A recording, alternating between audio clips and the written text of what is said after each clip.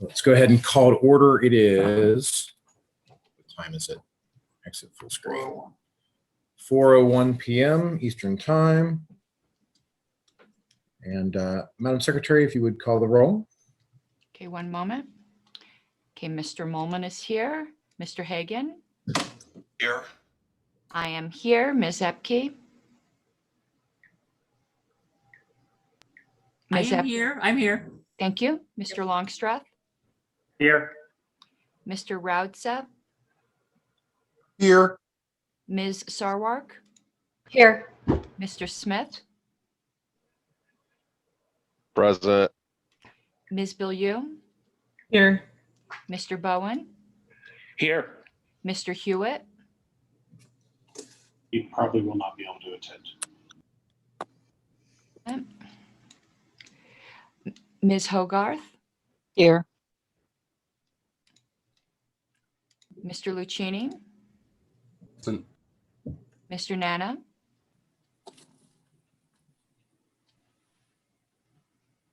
Mr. Nana? I will come back to him. Mr. Nikela? Present. Mr. Phillips? Okay, Ms. Adams? Present. Mr. Buffman?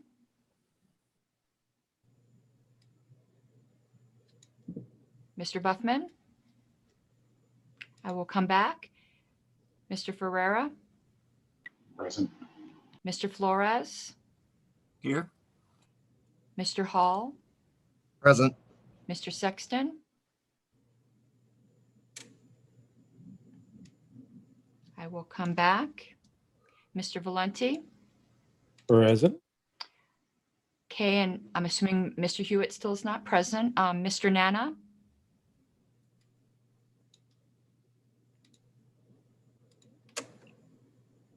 Okay, Mr. Buffman? Mr. Sexton? And I have for staff, Mr. Harris. Is there any other staff members present? Also present, Ms. DeSisto and Ms. Gahn. Okay. All right, Mr. Chair, for the LNC, Mr. Hewitt is absent, so his alternate, Mr. Ferreira, will be taking his place. Also, Mr. Nana is absent, so Mr. Hall will be taking his place, and absent alternates are Mr. Buffman and Mr. Sexton. All right. Point of information, Mr. Buffman is here. It took me a second to log in. Okay, I will note that. Thank you. All right. All right. Thank you, Madam Secretary. Let's see here. I think the only thing that we actually had placed on the agenda for today was hearing from the candidates, which we did at our previous meeting. And then I believe all of them have public comment, which, assuming that the body does not object, I'd like to keep the public comment to the end so we can get the candidates in and out. I'll hang out as long as I can to hear from the public, and I'm sure the other LNC members that can stay will do so as well. But I think that's pretty much the agenda today: is hear the candidates, have public comment, and then there'll be a ballot opened at the end of this meeting that closes, I believe we decided, at 2 p.m. Eastern noon Mountain Time. Is that Correct, which would be 2 p.m. Eastern. I have a question though, Mr. Chair. Yes. And this is one I might need to hear. Well, let me just tell you what the question is. So Mr. Hewitt and Mr. Nana are absent. Who is getting this ballot? Is it going to be the alternates? Is it going to be different for each region? That's a super fine question. I do not know the answer to that. I'm trying to think. When we decided this, we did it as a combined motion, but we were going to hear from the candidates and then we were going to open the ballot up. I'm trying to decide, because this is what I think, if you would like my opinion. That would be fine. I believe I would send it to the primaries, and if they wish to defer to their alternates who are present, they can forward that email and just let me know to count it as an alternate vote. Okay. Is Mr. Brown here? I'd be interested to hear if he has any input or ideas on this. I don't know if he's here or not. Sounds like he's not. Mr. Mr. Mullen, was this meant to be and treated like an in-person meeting or treated like an online ballot? I think that's the question. Right. And that is the question. It's an online take a ruling. ballot. Okay. In my view. We chose OPA vote as a mechanism. And Whether we could choose open vote as a mechanism, even in an in-person meeting. that is true. And at that point, only the representative president would be getting the ballot anyway. I'm asking for a ruling from you. Is this an in-person, to be treated as an in-person meeting or to be treated as an online ballot? I'm not asking for a ruling from anyone other than you.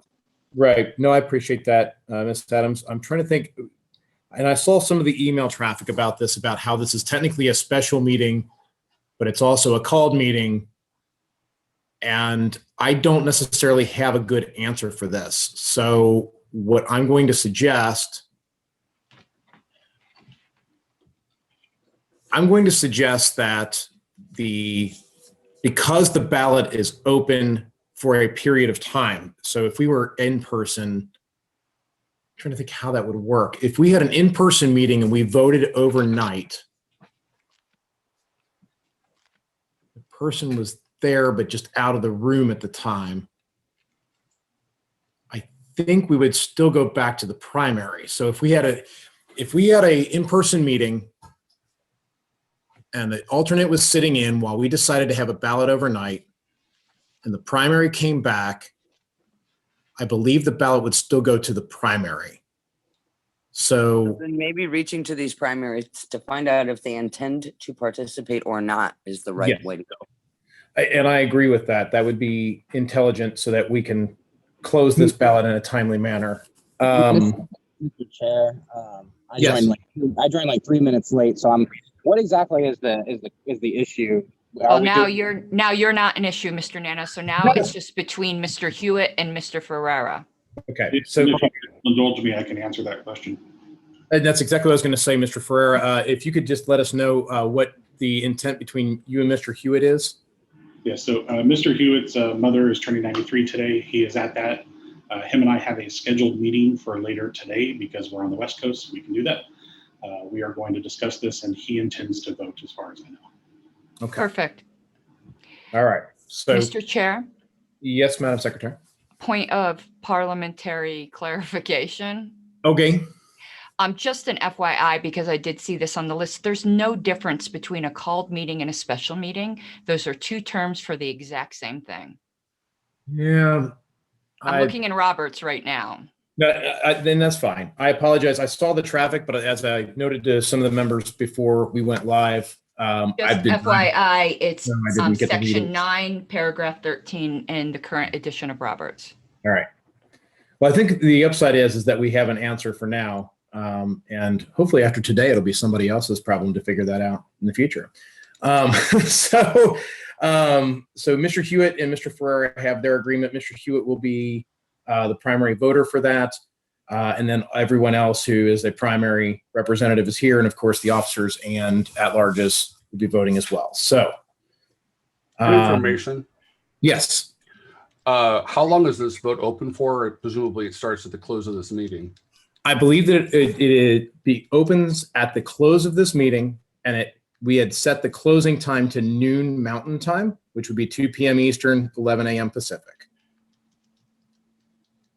And that was the motion that we passed at the last meeting. Thank you. No problem. All right. There's one more item before we get to the speeches that we probably need to address, and it's the question of how to handle NOTA and how does it count. And I've seen some traffic and some questions about this. There are basically there's a question to answer, and then depending on the answer, there may be another question to answer.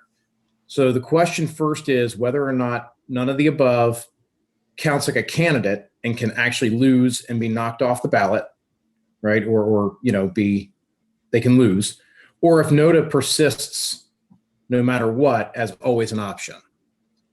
And from that decision, if NOTA can persist, then the question becomes whether or not an incomplete ballot, so let's say I voted for 3 of the 6 candidates, whether that is a default that the 4th is NOTA or if my ballot expires. It has typically been my experience that if you don't explicitly mark something and your ballot runs out of options, then your ballot just expires. And that's pretty typical for ranked choice voting or instant runoff, whatever you want to call it. But the real question is, I think the first one is from the LNC's perspective, do we want NOTA to survive as a candidate or survive no matter what, or do we want it to lose? And by default, I would say that NOTA survives no matter what. Mr. Chair, Yes. this is a function of the software and of ranked choice voting. I don't think this question even makes any sense. Unless NOTA wins on the very first round, it's irrelevant because people can only vote for NOTA. So their first choice is NOTA, nothing else. In that case, the only opportunity NOTA has to win is on the first round. In subsequent rounds of ranked choice voting, it's completely irrelevant. I disagree with that because what if I put NOTA like 4th? You cannot. That has never been the rules in this party. NOTA is When? none of the above, not these and then none. It's none of the above. If you vote, Hold on. So I completely would disagree with that. But let me- I also would disagree with that. Order. If I'm allowed to rank my choice. Wait, hold on. So let's rewind just a little bit and talk about when have we used NOTA in the part, or not NOTA, but used ranked choice with NOTA in the party. And I don't know, I'm trying to remember if we've done that at convention or not. we have in LNC meetings. Okay, we have at LNC meetings. So the precedent that's been set is the precedent that this body created, not that it's not something the delegates have said, this is the way we prefer to do it. I'm open to whatever you all should know by now. Whatever the majority of the body wants, I'm cool. Mr. Chair, point of information. Yes, Mr. Phillips, go ahead. Do we know whether the software will handle NOTA surviving votes or will it default to knocking it off and we can't alter that? So it is my understanding the way that this gets tallied is that OPA does not understand the concept of none of the above. That OPA would specifically treat it as a candidate and knock it off if it didn't survive the first round. In that scenario, if this body decided they wanted NOTA to be able to survive no matter what, then that would require that we would have to manually tally the ballots, which we can do. I've done. And it makes no sense in ranked choice voting. There's no rules for treating something as a candidate and then it yet surviving and not dying when any other candidate would. I would have absolutely no rules or directions for how to calculate that. So what I was going to note is that the previous motion that we passed was, I believe Mr. Nikela had the amendment about, bounce the bad people when they are bad, please. Actually, be my request at this point. If they're going to keep making interruptions like this, they don't need to be here. Period. We're here to do business. Please, if people keep abusing the meetings like that, then we'll go to webinar. No, then I'm going to make a motion to make the meeting completely private. That's what's going to happen because I'm not dealing with this. I'm just not. I would hope someone would second that quickly. Second. I'll second it. Or going to webinar mode. I'm good either way. I don't know that we can switch to webinar mode, but we definitely. Well, then I move that we close this meeting to anybody who's not on the board. All right. Well, we second. And the candidates.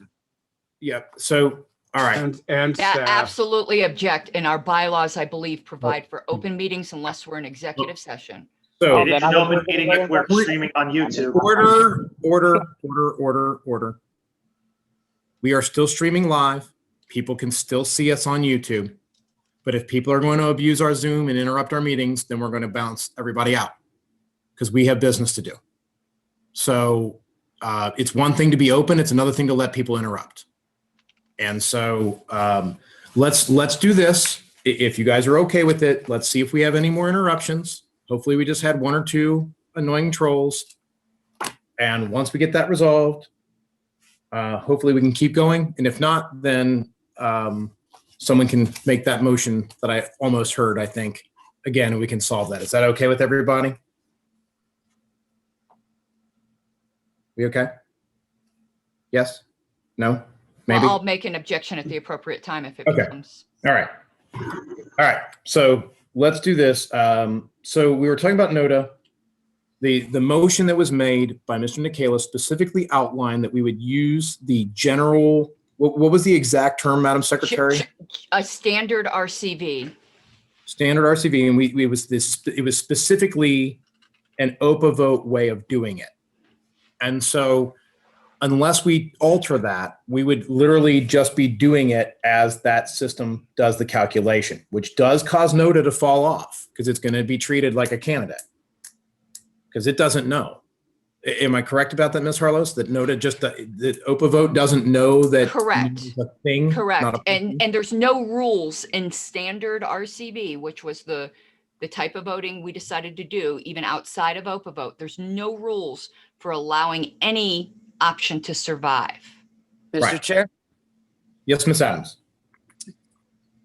while I agree with Ms. Harlos that there are no rules in this method of voting, there are rules within libertarian circles that NODA is always an option.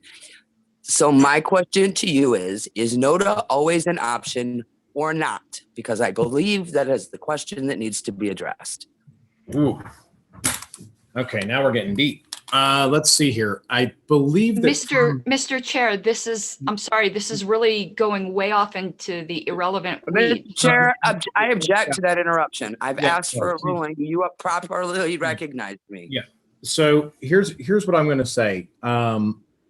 As far as I'm aware, there's nothing that requires us to put NODA on the ballot, on any ballot. That we do it out of tradition, but I don't believe there's a rule that requires the LNC to consider NODA.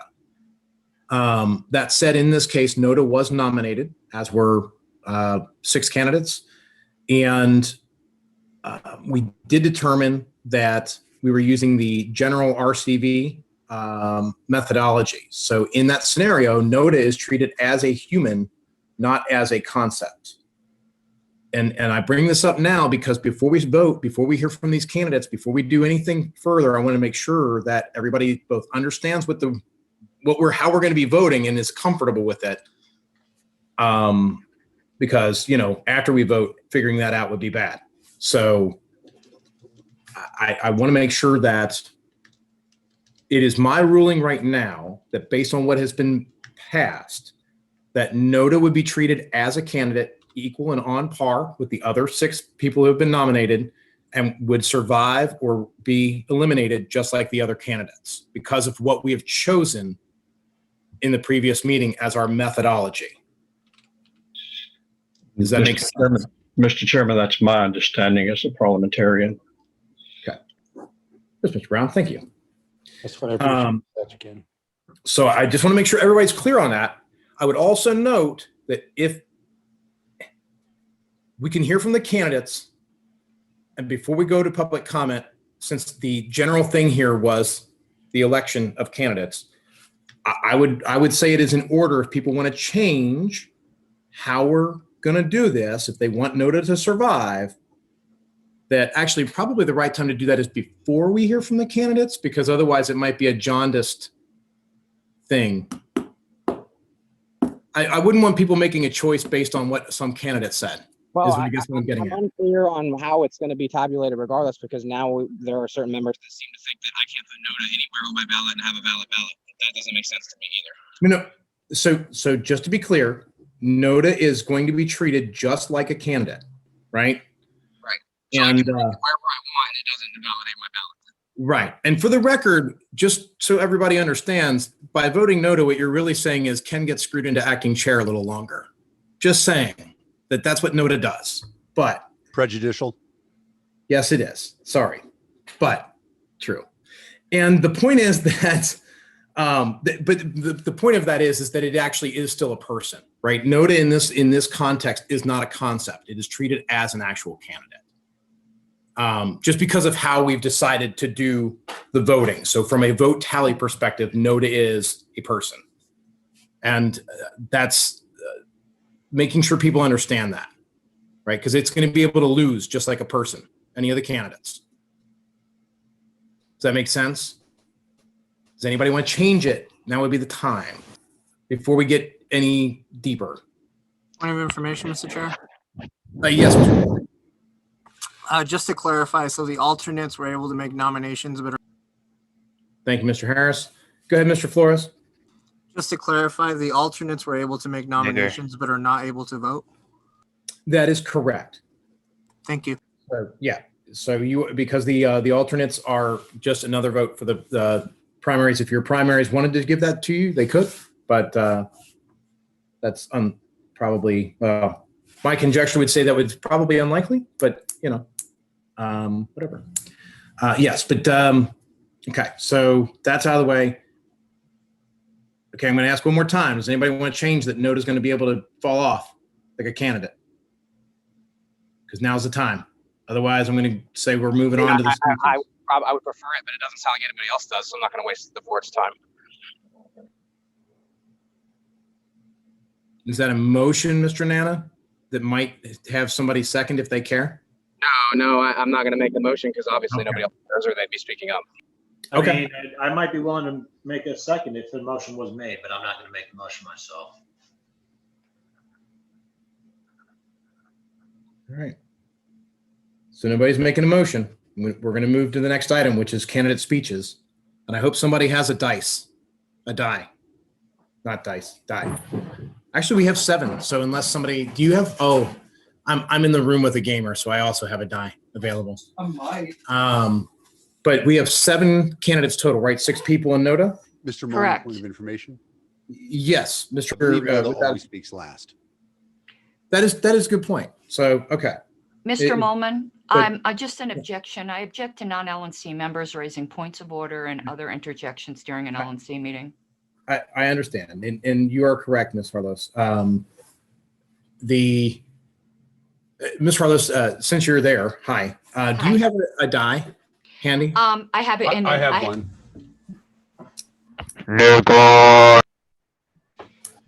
Why? Mr. Chair, I do have one, and I will rearrange my webcam. Give me 1 Oh, second. nice. Okay. So, as I mentioned to people, I'm Mr. still Chair? on my way back. Yes, Ms. Adams?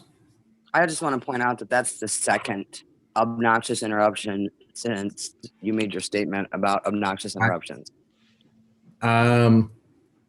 If there is a member of this body that would like to make a motion, I would hear it.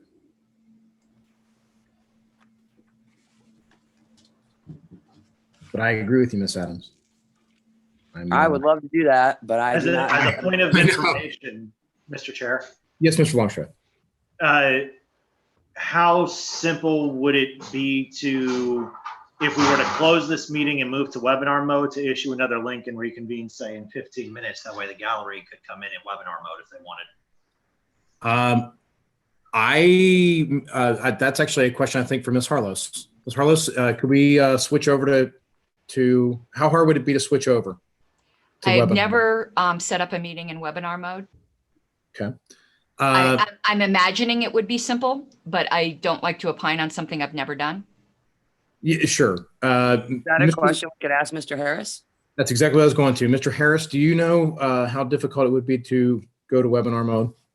I believe it would be pretty much the same process as setting up one of these meetings in meeting mode.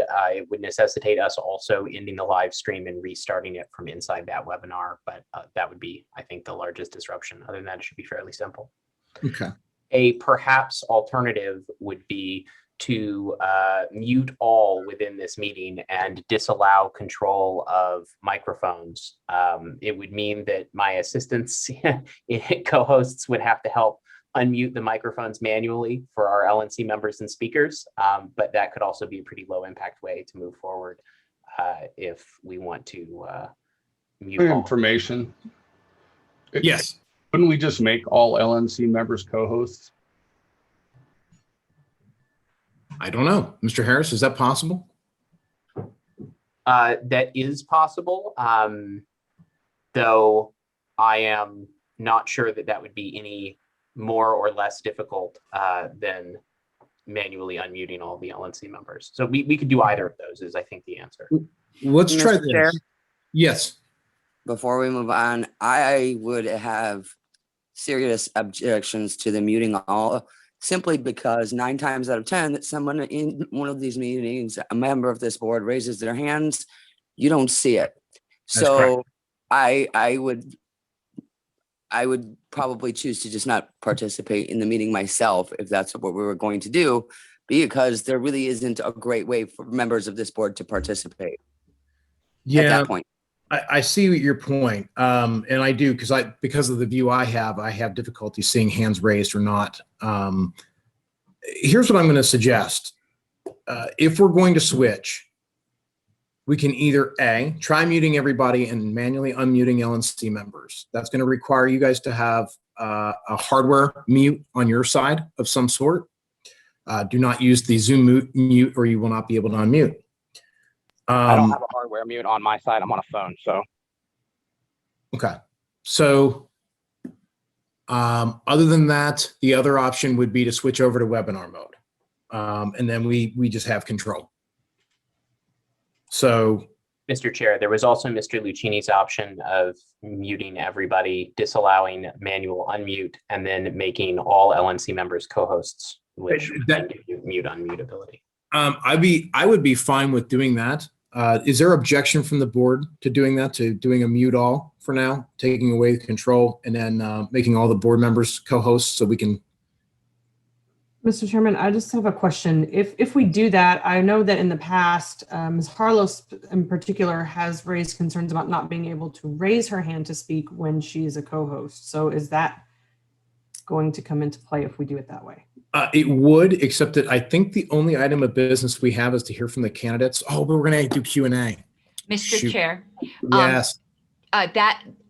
Zoom has added that functionality to hosts. So that's no longer a concern. Oh, good. Perfect. Okay. Then I think if there's no objection, I think that's the route we should go. We should go ahead and mute everybody forcefully and then make all the LNC members co-hosts. And then when we get to public comment, we can undo all that and people can talk at that time. But that'll get us through the meeting and get our candidates nominated. Is there objection? Chair? Yes. I have no objection. I'm just concerned about the comment section. The chat section. I'm afraid to even look at it. No, I'm not concerned about it now. I'm concerned about the keeping a record. I suppose we can edit the record, but I'd rather not have that as part of our meeting. Yeah. Sorry. Nope, you're fine. Tyler, Mr. Harris, is it possible to turn the chat off temporarily and turn it back on? Mr. Chair, I don't understand why we treat these electronic meetings differently than if we were sitting in a room. I don't understand. We would not be allowing this if we were sitting in a room. People were barging into the doors, screaming, yelling, playing videos. We'd kick them out. So Hear, hear. I'm confused where the confusion even comes from and why we're talking about anything other than muting everybody but the LNC members. But that's just me. I am fine with that. The question came back to then what about the chat itself, which is what I was asking. Is there a way to turn chat off while the meeting's already going? Can I make a suggestion? Go ahead, Mr. McHale. If the chat bothers you, just don't look at the chat. It's like listening to demons whispering in your ear. It just pops up and pops up. So if we ignore it, we move on. They're going to be there. That's fine. And we kick out ISIS anytime they come in and just keep on with the meeting. We haven't been interrupted in a while, so let's just get a move on. We'll be out of here before we know it. Mr. Chair, I believe Ms. Hogarth's concern was that the chat becomes part of the record. Correct. And then the record is recorded as disruption. The chat is not part of the record. What gets posted both to LPedia is the video that is from YouTube. Nothing actually happens with this Zoom recording. It's a backup used for me to create minutes, and that is it. Okay. All right. There was a question asked, Mr. Chair, that I didn't get a chance to answer. And just for information purposes, yes, it is possible to either enable or disable the chat while the meeting is running. Perfect. All right. So here's my thought. Mute everybody. Make the LNC members co-hosts. They'll be able to mute and unmute themselves. That would include alternates, please. And then let's get to the business of hearing from the candidates. If people get abusive in the chat, we'll turn it off. Does that sound reasonable to everybody? Without objection. Cool. Let's just do it, because I would like to get all the way home today. So, all right. I think if I can ask the assistance of Ms. Gahn and Ms. DeSisto in elevating LNC to co-hosts, that would be helpful. Thank you. Perfect. Thank you. And I'm trying to pull up an email chain. Unfortunately, my email is a little bit of a train wreck at the moment.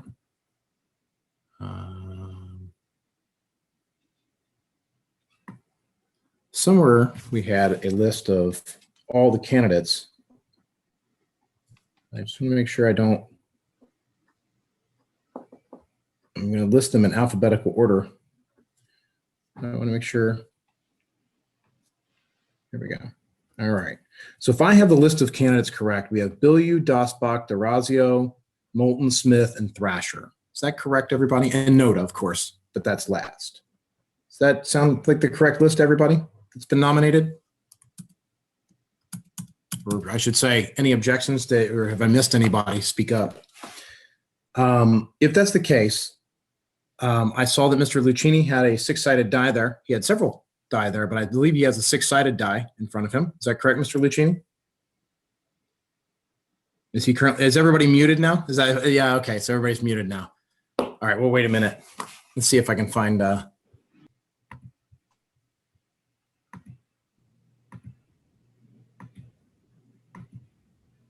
believe I can speak now. Hey. All right. Cool.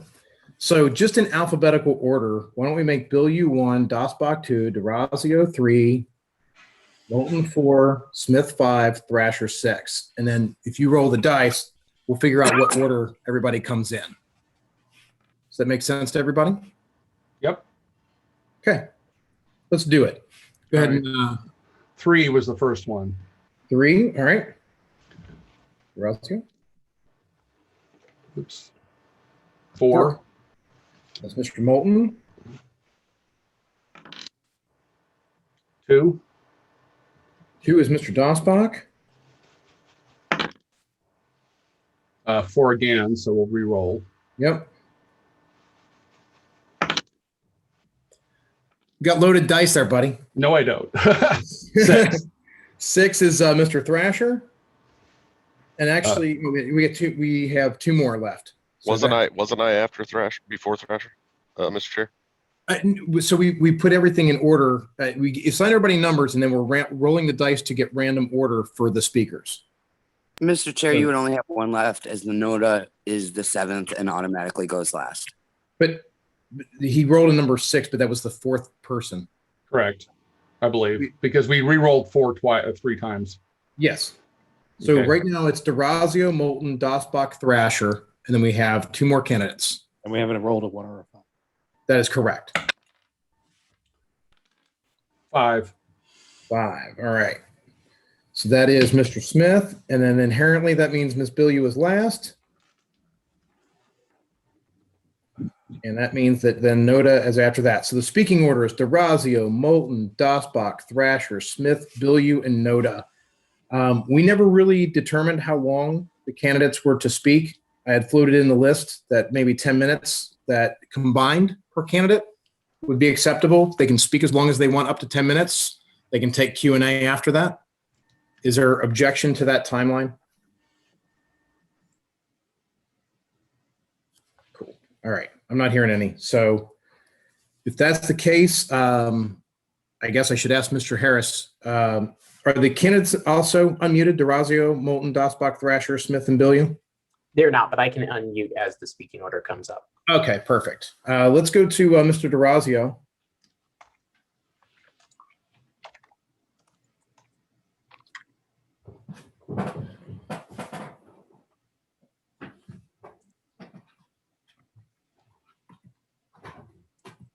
Mr. Chair, Richard Longstreth has mentioned that he's still not made a co-host.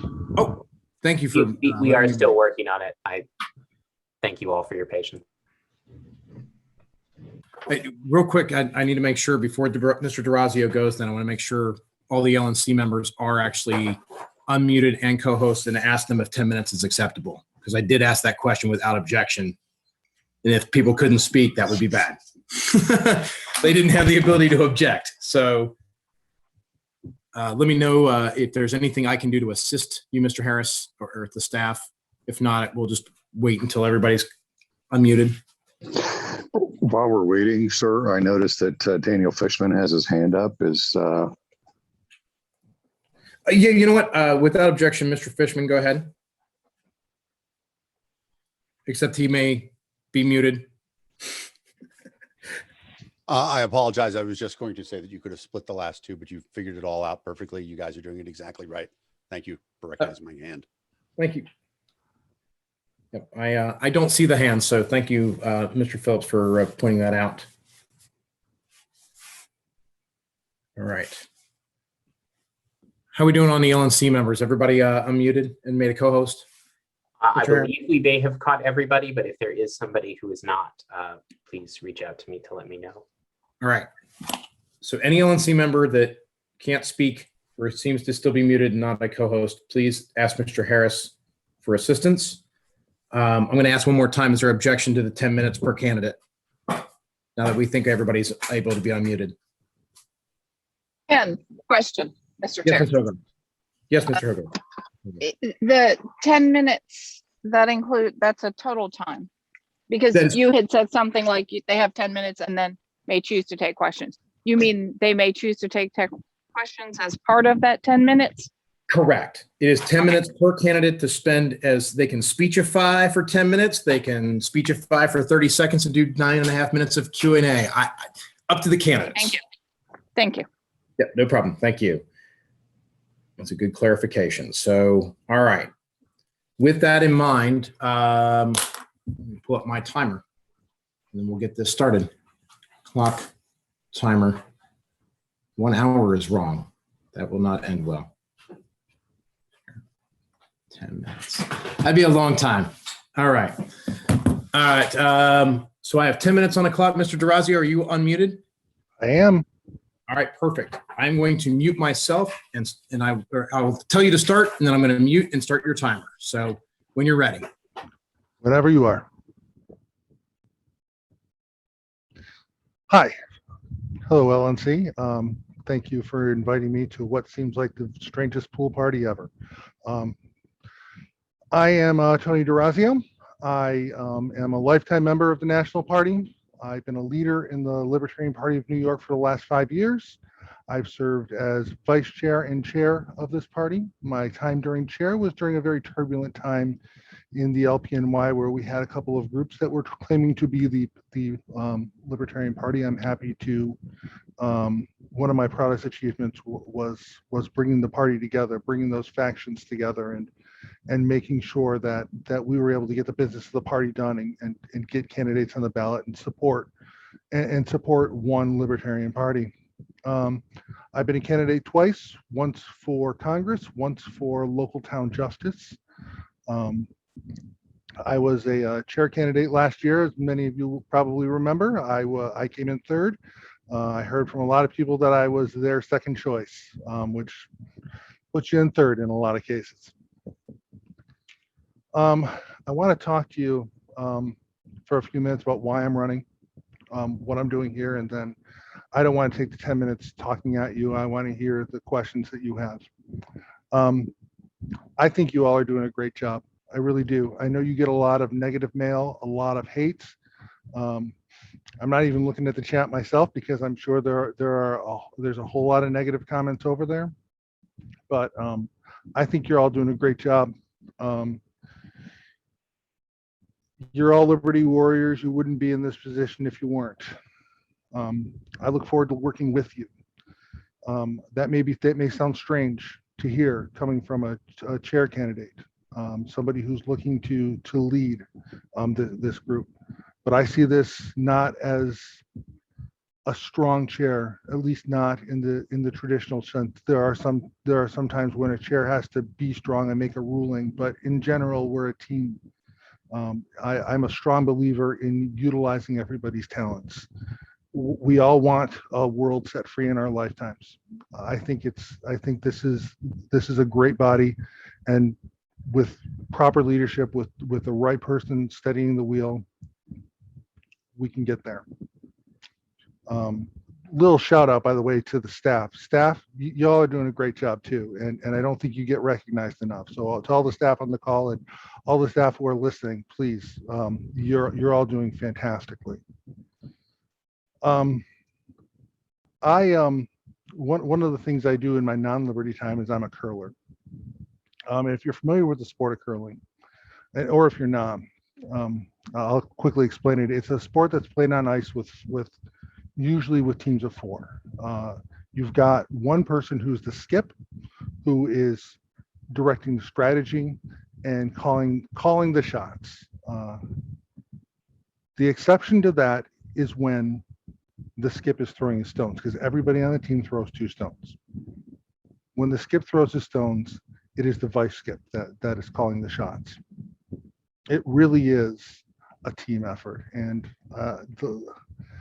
I call curling the most libertarian sport that there is, because it is a good, well-balanced team that really helps to win these victories. I'd like to speak to some of my specific experience, because I know there have been some questions about that. I know that the chair's job is to take part in fundraising. I have done that on several campaigns. Most notably, I was Deputy Director of Development on Larry Sharp's gubernatorial campaign in 2018, where we raised $250,000. I know that the chair needs to be the public face of the party. I believe in using that platform to build candidates up and bring them forward, and I've done that in New York, and I would continue to do so in the national party.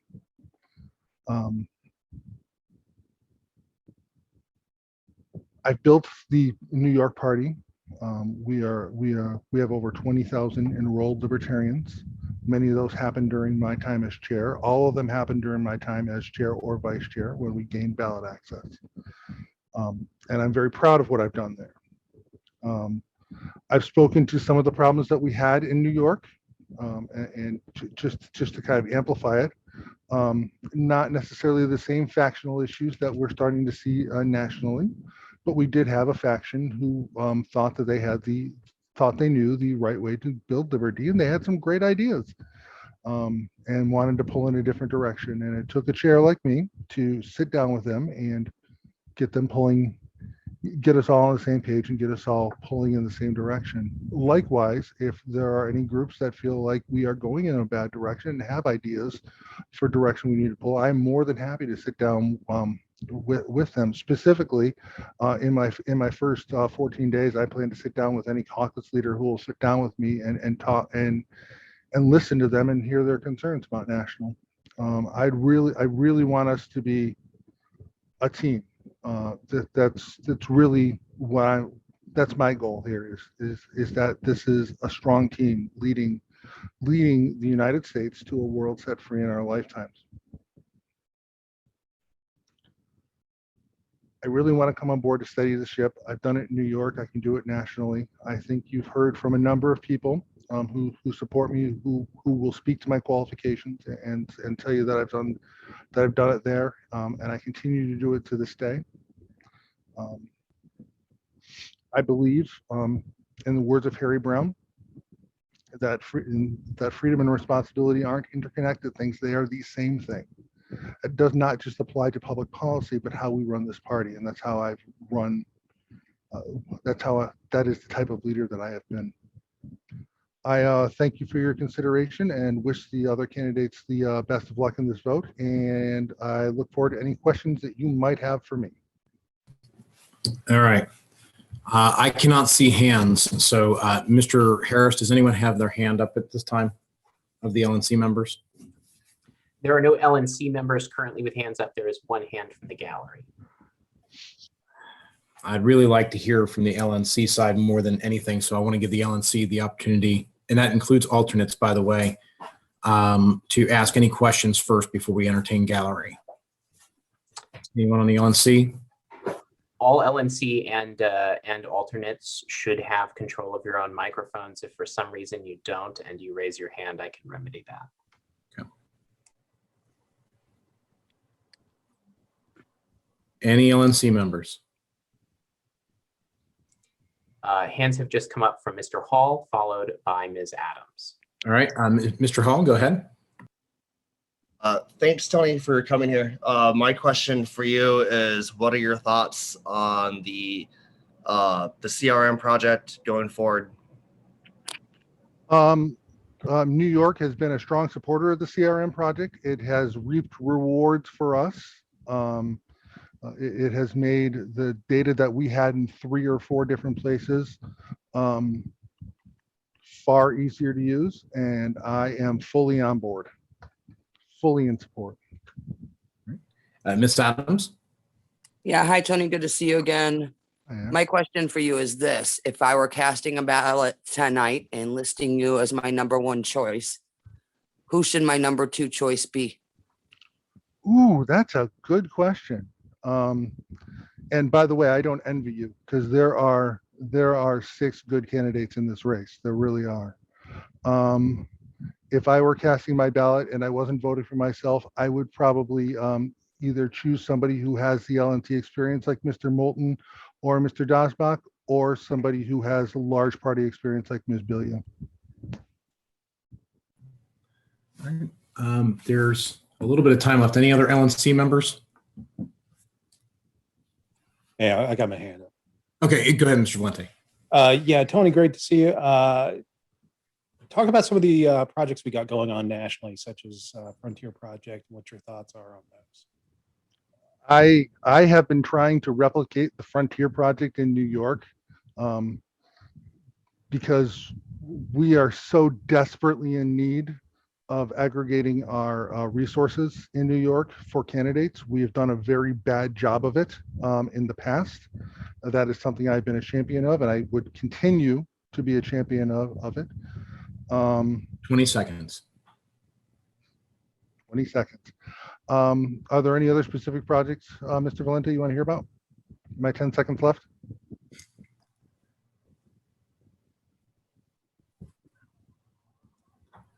No, sorry, you're good, man. Thanks. No, thank you. Thank you. And thank you for your time. Free Brittany. Thank you, Mr. DeRazio. Next on the roster is Mr. Moulton.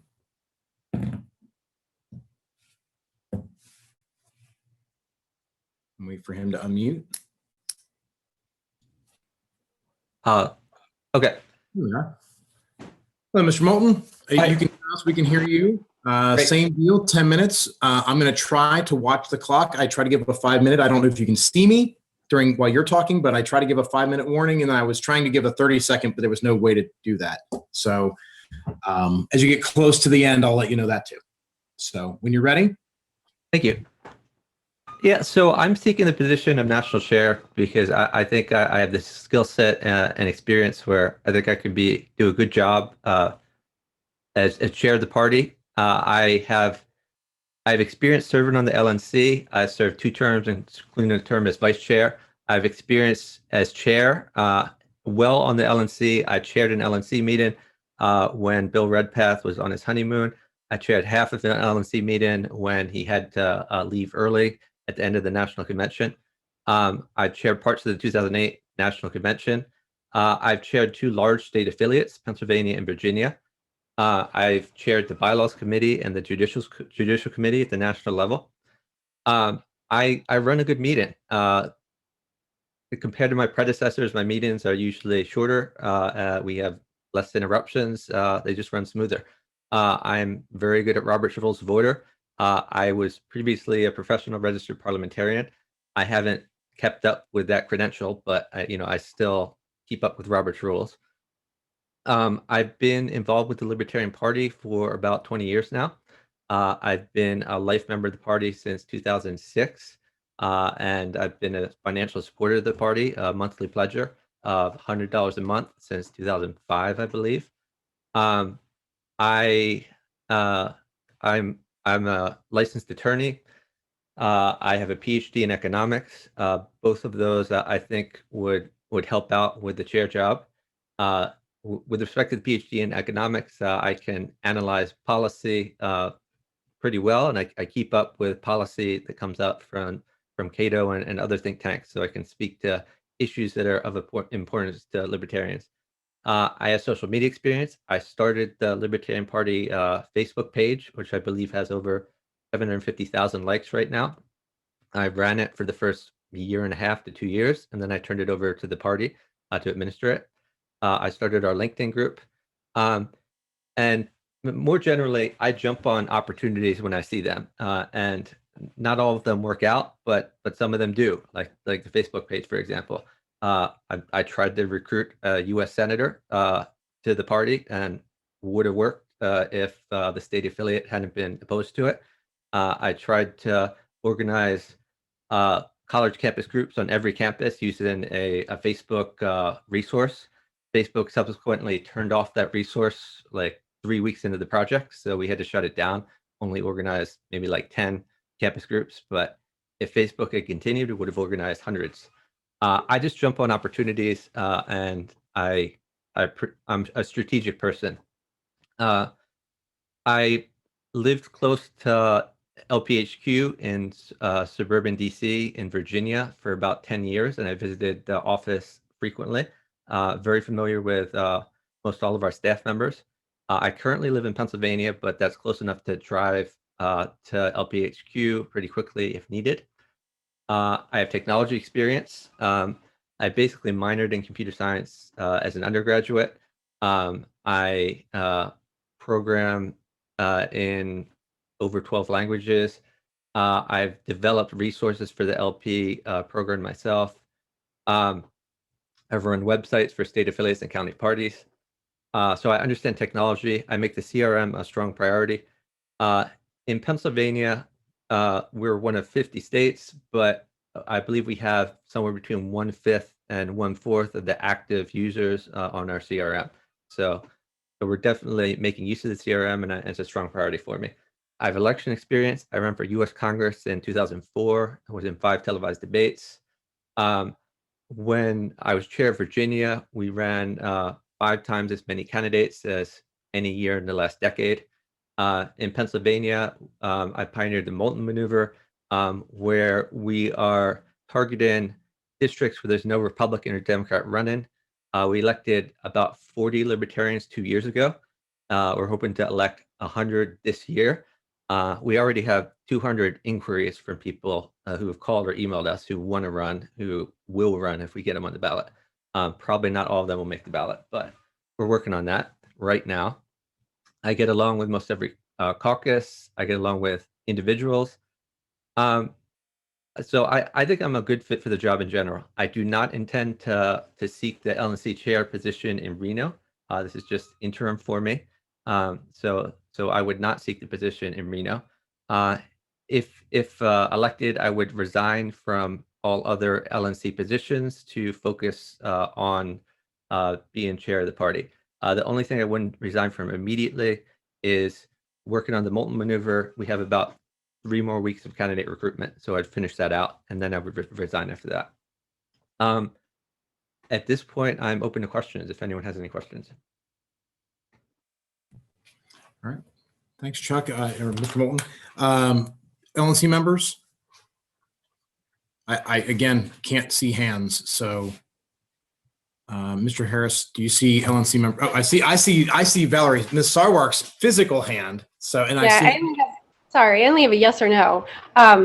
Thank you, Dr. Moulton. I have one quick question. You mentioned you're big into strategy, and as you know, JBH had a very detailed and lengthy strategy for his term. Do you plan to kind of stick to that, deviate from that? Do you have your own plans?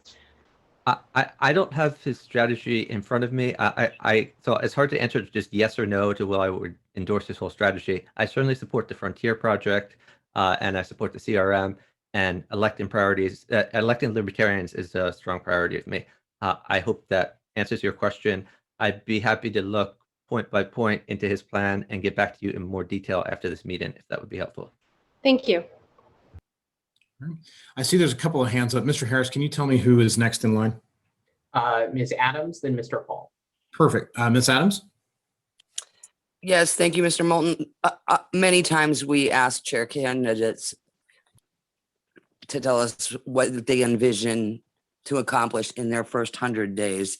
I don't want to put you on the spot that way, but I would like to know your vision for your first 30 days if elected.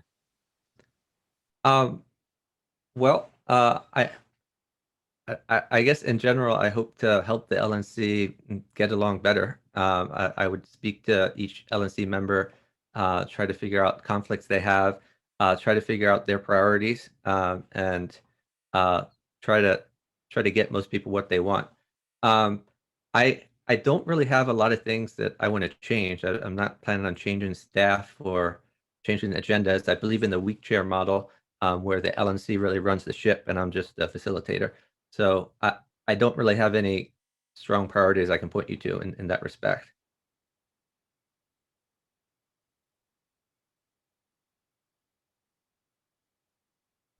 Thank you. I'm still muted. Mr. Hall? Thanks, Chuck, for being here. I'll ask you the same question about the CRM project and how you view it going forward. I think the CRM project is essential, and it should be a very strong priority for the Libertarian Party. As I said, I'm a technologist. I think that most of what happens in the Libertarian Party should be done by state and local affiliates, but the National Party is responsible for things where there's economies of scale, and the CRM is a very good example of that, where we can help out the state affiliates by getting them good data. So yeah, it's a strong priority of me to make sure that it's rolled out not just to the state level, but also to the county level, to various committees in the states. And we should put more resources into making the CRM as effective as possible. Thank you. All right. Mr. Phillips. I think he's next, I hope. My internet is bad right now. Is Mr. Phillips? Yeah, sorry, I was having trouble getting my unmute button to work. Mr. Moulton, or Dr. Moulton, excuse me. I'm very happy to see you put your hat in the ring. I'm a big fan of the Moulton maneuver, as we've come to call it.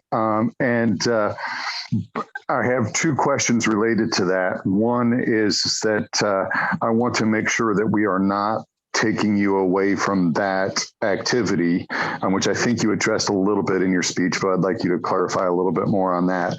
And then the second is how, as chair, do you foresee being able to facilitate spreading that knowledge nationally? So with the Moulton maneuver, our deadline for filing candidates is August 2nd.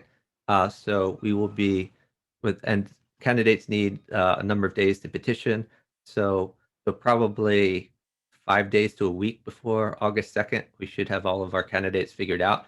Until that time, I'm fielding a lot of emails. This year, I've asked not to put my phone number on it. We have the other members getting phone calls, and I'm just getting emails, and we enter them in the spreadsheet. We contact them. So yeah, like a few days ago, I got Mr. Moulton. Yes, I apologize for interrupting, but you've just run out of time. I'm sorry. Oh, I'm sorry. I know you didn't know. Contact me after the meeting. I'd be happy to speak with you in more detail about that, Mr. Phillips. Thank you. Thank you, Mr. Moulton. Next on deck is Mr. Dasbach.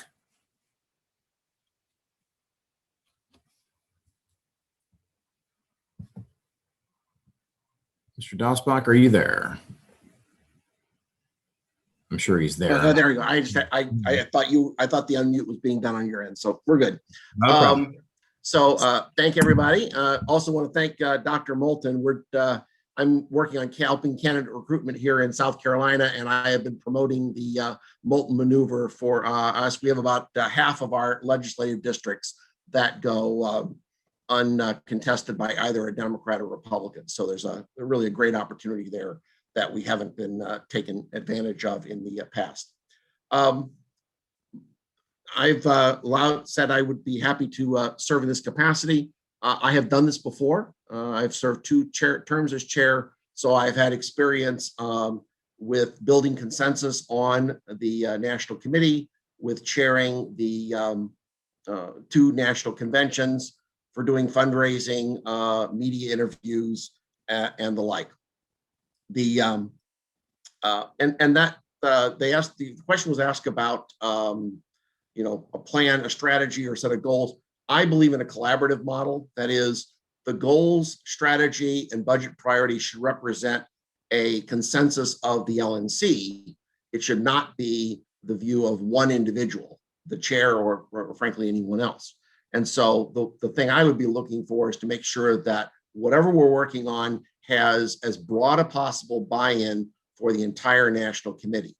And I believe that that's not just with the national committee. We should also be working to have as broad a possible buy-in with our state affiliates. So I would anticipate, as I had in my previous terms as chair, being in regular contact with LNC members and in regular contact with affiliate chairs, so that if there are concerns, that we find out right away and not by stuff bubbling up on social media.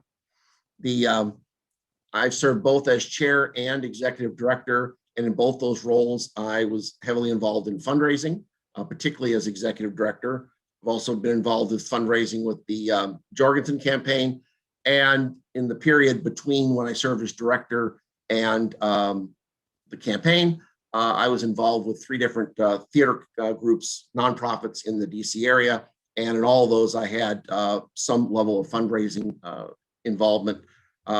Director of development, membership, VP positions like that. One of the things that I would like to see us do that we don't seem to be doing currently is really making an effort to reach out to the donors, the volunteers, and the inquiries that came in through the Jorgensen-Cohen campaign, and get them to become active with the Libertarian Party, active as donors, as monthly pledgers, as volunteers with our candidates.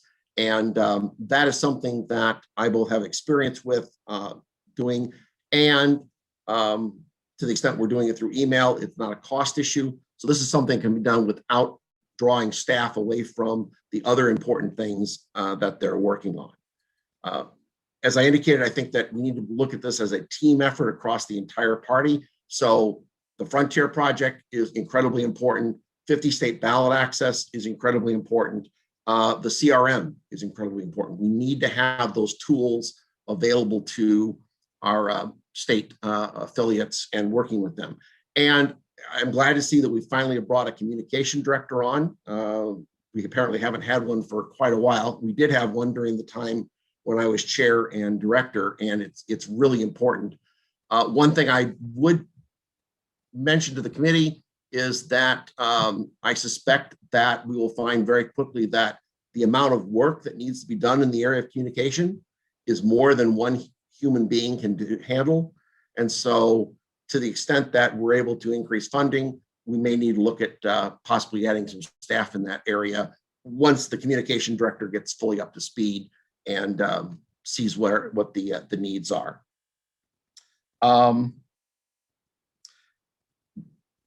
As I said, I was involved with doing media interviews fairly extensively, particularly when I served as director. So I'm comfortable doing those. And I also have spent the last 14 years or so doing a community theater in the DC area. So, again, speaking in public is not an issue. I think with that, I'll open it up to whatever questions people might have. And if you come up with a question after this is over, but before you vote, feel free to give me contact me by email or by phone. I'll be happy to address any questions you might have. Oh, I guess the last thing I want to mention is I believe that the chair and the LNC need to represent the entire party, not just any one particular faction or another. So I would be working with reaching out to people that are in factions, out of factions. Again, we need to represent the entire party, not just our members, but also the people who register Libertarian, the people who vote Libertarian, and the people we're trying to reach in voting. With respect to the questions that have come up about communication, I think the way we counter some bad communication coming from an affiliate or two is to have strong communication coming from the national party and our other affiliates, so that there's more communication about what we truly stand for that will in effect swamp the occasional mean tweet that comes out. With that, I'll be happy to take any questions. All right. I see Miss Adams's hand up, and Mr. Harris, is she the first in line this time again? The first and only that I see. Oh, perfect. And Miss Adams. Hey, Steve, good to see you. Good to see you. So I have a question. Currently, the party has a membership to the National Press Club that has not only been underutilized, but quite frankly, it has not been utilized at all. Do you envision yourself, if elected, finding a way to utilize that membership to increase networking or fundraising? I would have to first thing I have to do is talk to the director of communication to see whether or not that would fit in with her vision of how to move forward in communication. If utilizing that requires me to be in DC, I'm free to travel. As I think I probably noted in my comments, I'm retired, so I can spend as much time on this as needed and go wherever needs to be gone. But whether that particular item would be is a good use of funds really depends on whether or not our communications director is going to have that, whether having that as part of her strategy. And I would need to have that conversation with her. Thank you. All right. Any other LNC members?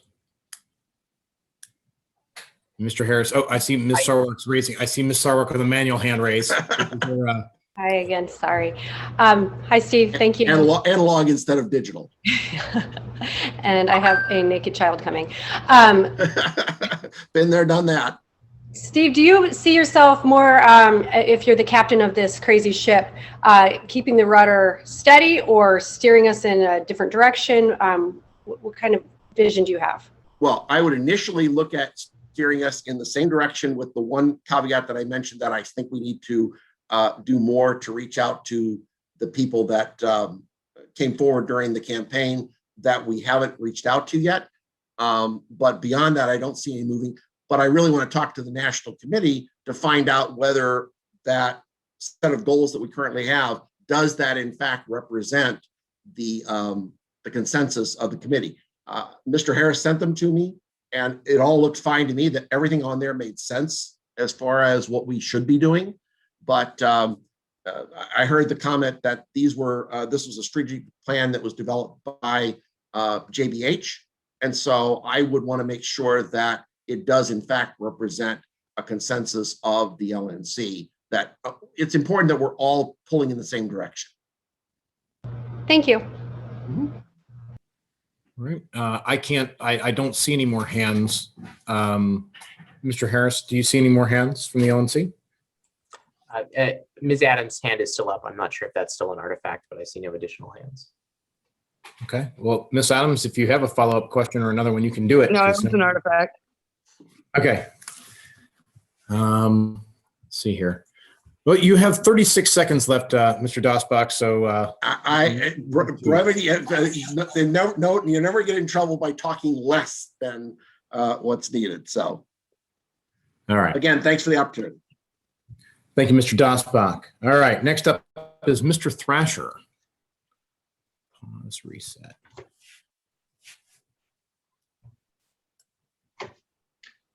Thank you, Mr. Chair. When you're ready, sir. You know what? Thank you. I had a speech prepared, but you know what? I think I'm just gonna speak from the heart. You all know me. I've been around for a long time, speaking to the members of this board. You know that I am a mediator and that I am a doer. I get things done.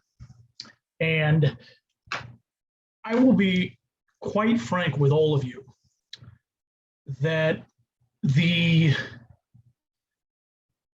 events of the past few weeks have really disappointed me. And I have been disappointed by this party many more times than I would like to remember. But I have continued to put in the work, be it working with campaigns, be it working to make sure that through ballot access, every American can vote for a libertarian candidate. Sometimes it has been thankless work. Sometimes I've been praised in public by certain individuals and then trashed in private. I've had all sorts of lies and slander thrown out at me for work on campaigns in the past. But through it all, there has been one consistent thing, and that is that I do what I say I'm going to do. I accomplish what I say I'm going to accomplish as long as I am given the resources to accomplish it. I encourage each of you to read what I have posted as far as answers to the questions and also a vision that I have for the rest of this term. I know it's long, but I encourage you to read it. It has been a pleasure to speak with those of you who have had the chance to speak with thus far. And I would offer beyond this afternoon, if anyone wants to reach out to me at any time, please do so. I'd be happy to be free to talk. As far as where we are right now as a party, it is crucial in my mind that we have someone at the helm who will steady the ship, but also move us forward. It is crucial, in my opinion, that we do not step back and fall upon those things which may have worked in the past, but to build on the wonderful things that are taking place in this party. They're taking place at the local level, they're taking place in county affiliates and state affiliates, they're taking place in the national office. And it is imperative that we review what actually is creating successes, what programs are creating successes. When dealing with staff, I would first and foremost take a look at what has been done in the last year and evaluate the successes of the previous chair's vision, and also evaluate where improvements can be made.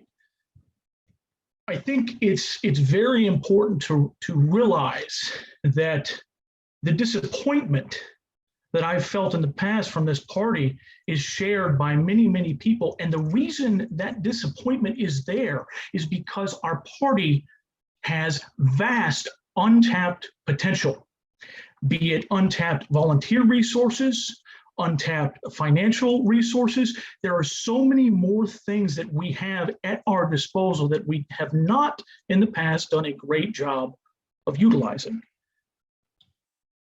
I will be frank and tell you that I want this job. I don't want it for personal gain. As I have said before, if I do end up in this position, I will not be running for chair in Reno. But what I will tell you is that I more than likely will be running to stay as a member of this board. The reason, again, it's not for personal power, it's because I want to be a part of a party that is actually working to set our world free. I want to be part of the change in American electoral politics that is so desperately needed. This party represents the absolute antidote to our two-party system. And it is imperative that we come together as a party and work together to make that happen. There are several programs. The CRM has been mentioned, the Frontier Project. All of these things are extremely worthwhile and must be continued. They must be continued by someone who not only has worked with staff in all sorts of different capacities prior, but also someone who can come in with a fresh perspective. I have the ability to come in with that perspective from outside the LNC, and at the same time, I'm also able to be quickly onboarded because I am familiar with the inner workings of this organization. I have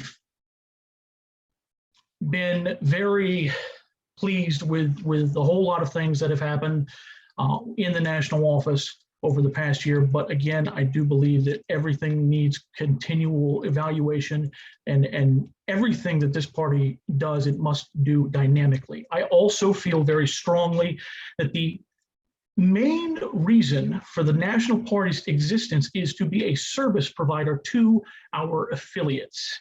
And too often, I think that is forgotten. And too often when things such as what's happened in the past few weeks take place, where states suddenly have distrust and are concerned about their data, are concerned about how the national office or the national party is using the resources that the states provide to national, I think it's crucial that the next chair come in and be able to rebuild that trust. I want this job because I want to be a catalyst to push this party to becoming the viable alternative to the two-party system that it is. I want to work with every single one of you who are on this board and every single one of you who are watching this stream to work to build a party that can actually set the world free in our lifetime. That's why we're here. Again, I encourage you all to please read what I have provided. I would also, at this time, I guess I'll step back and answer any questions that you all might have. But the bottom line, I'm asking for your vote because I want this job, because I want to work with each and every one of you to accomplish what we all desire. And as I said, my track record shows that when I put my mind to something, I can accomplish it. So with that, I'll thank you, and I would love to answer any questions.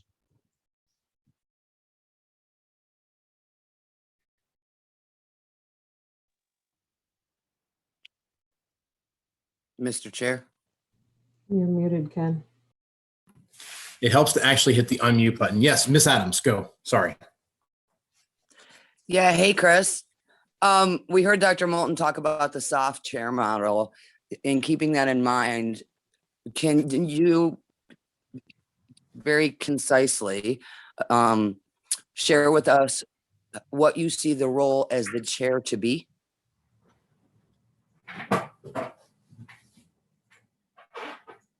Mr. Thrasher? Mr. Thrasher, are you there?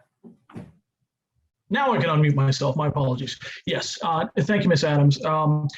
So I do not necessarily think that a weak chair model is going to cut it at this moment, simply because that's not what we have. I do believe that the next chair must work with the LNC to find consensus, to build consensus, but also I do intend to push this party forward. As I mentioned in my words to the committee in writing, there's no room for personal agendas, for personal glorification in the definition of a fiduciary and in the actual definition that is in our bylaws of what the chair is supposed to be. 20 seconds. So with that being said, do I believe in a weak chair model? No, not necessarily, simply because that's not what we have here. But my goal is always to build consensus and to move us all forward in the direction we want, which is, again, a world set free in our lifetime. All right, and that is time. So thank you. All right. Thank you, Mr. Thrasher. Next up is Mr. Smith. Thank you so much, Mr. Chair. Can everybody hear me? Okay. Yes. I'm having some connection issues. I'm going to leave my video off if that's okay with everybody. So you guys all know me. I ran for chair twice, 2020 and 2018. I got semi-close last year, terrible in 2018 if you guys followed along. But I want to first address the elephant in the room. For me, my life has changed drastically over the last year.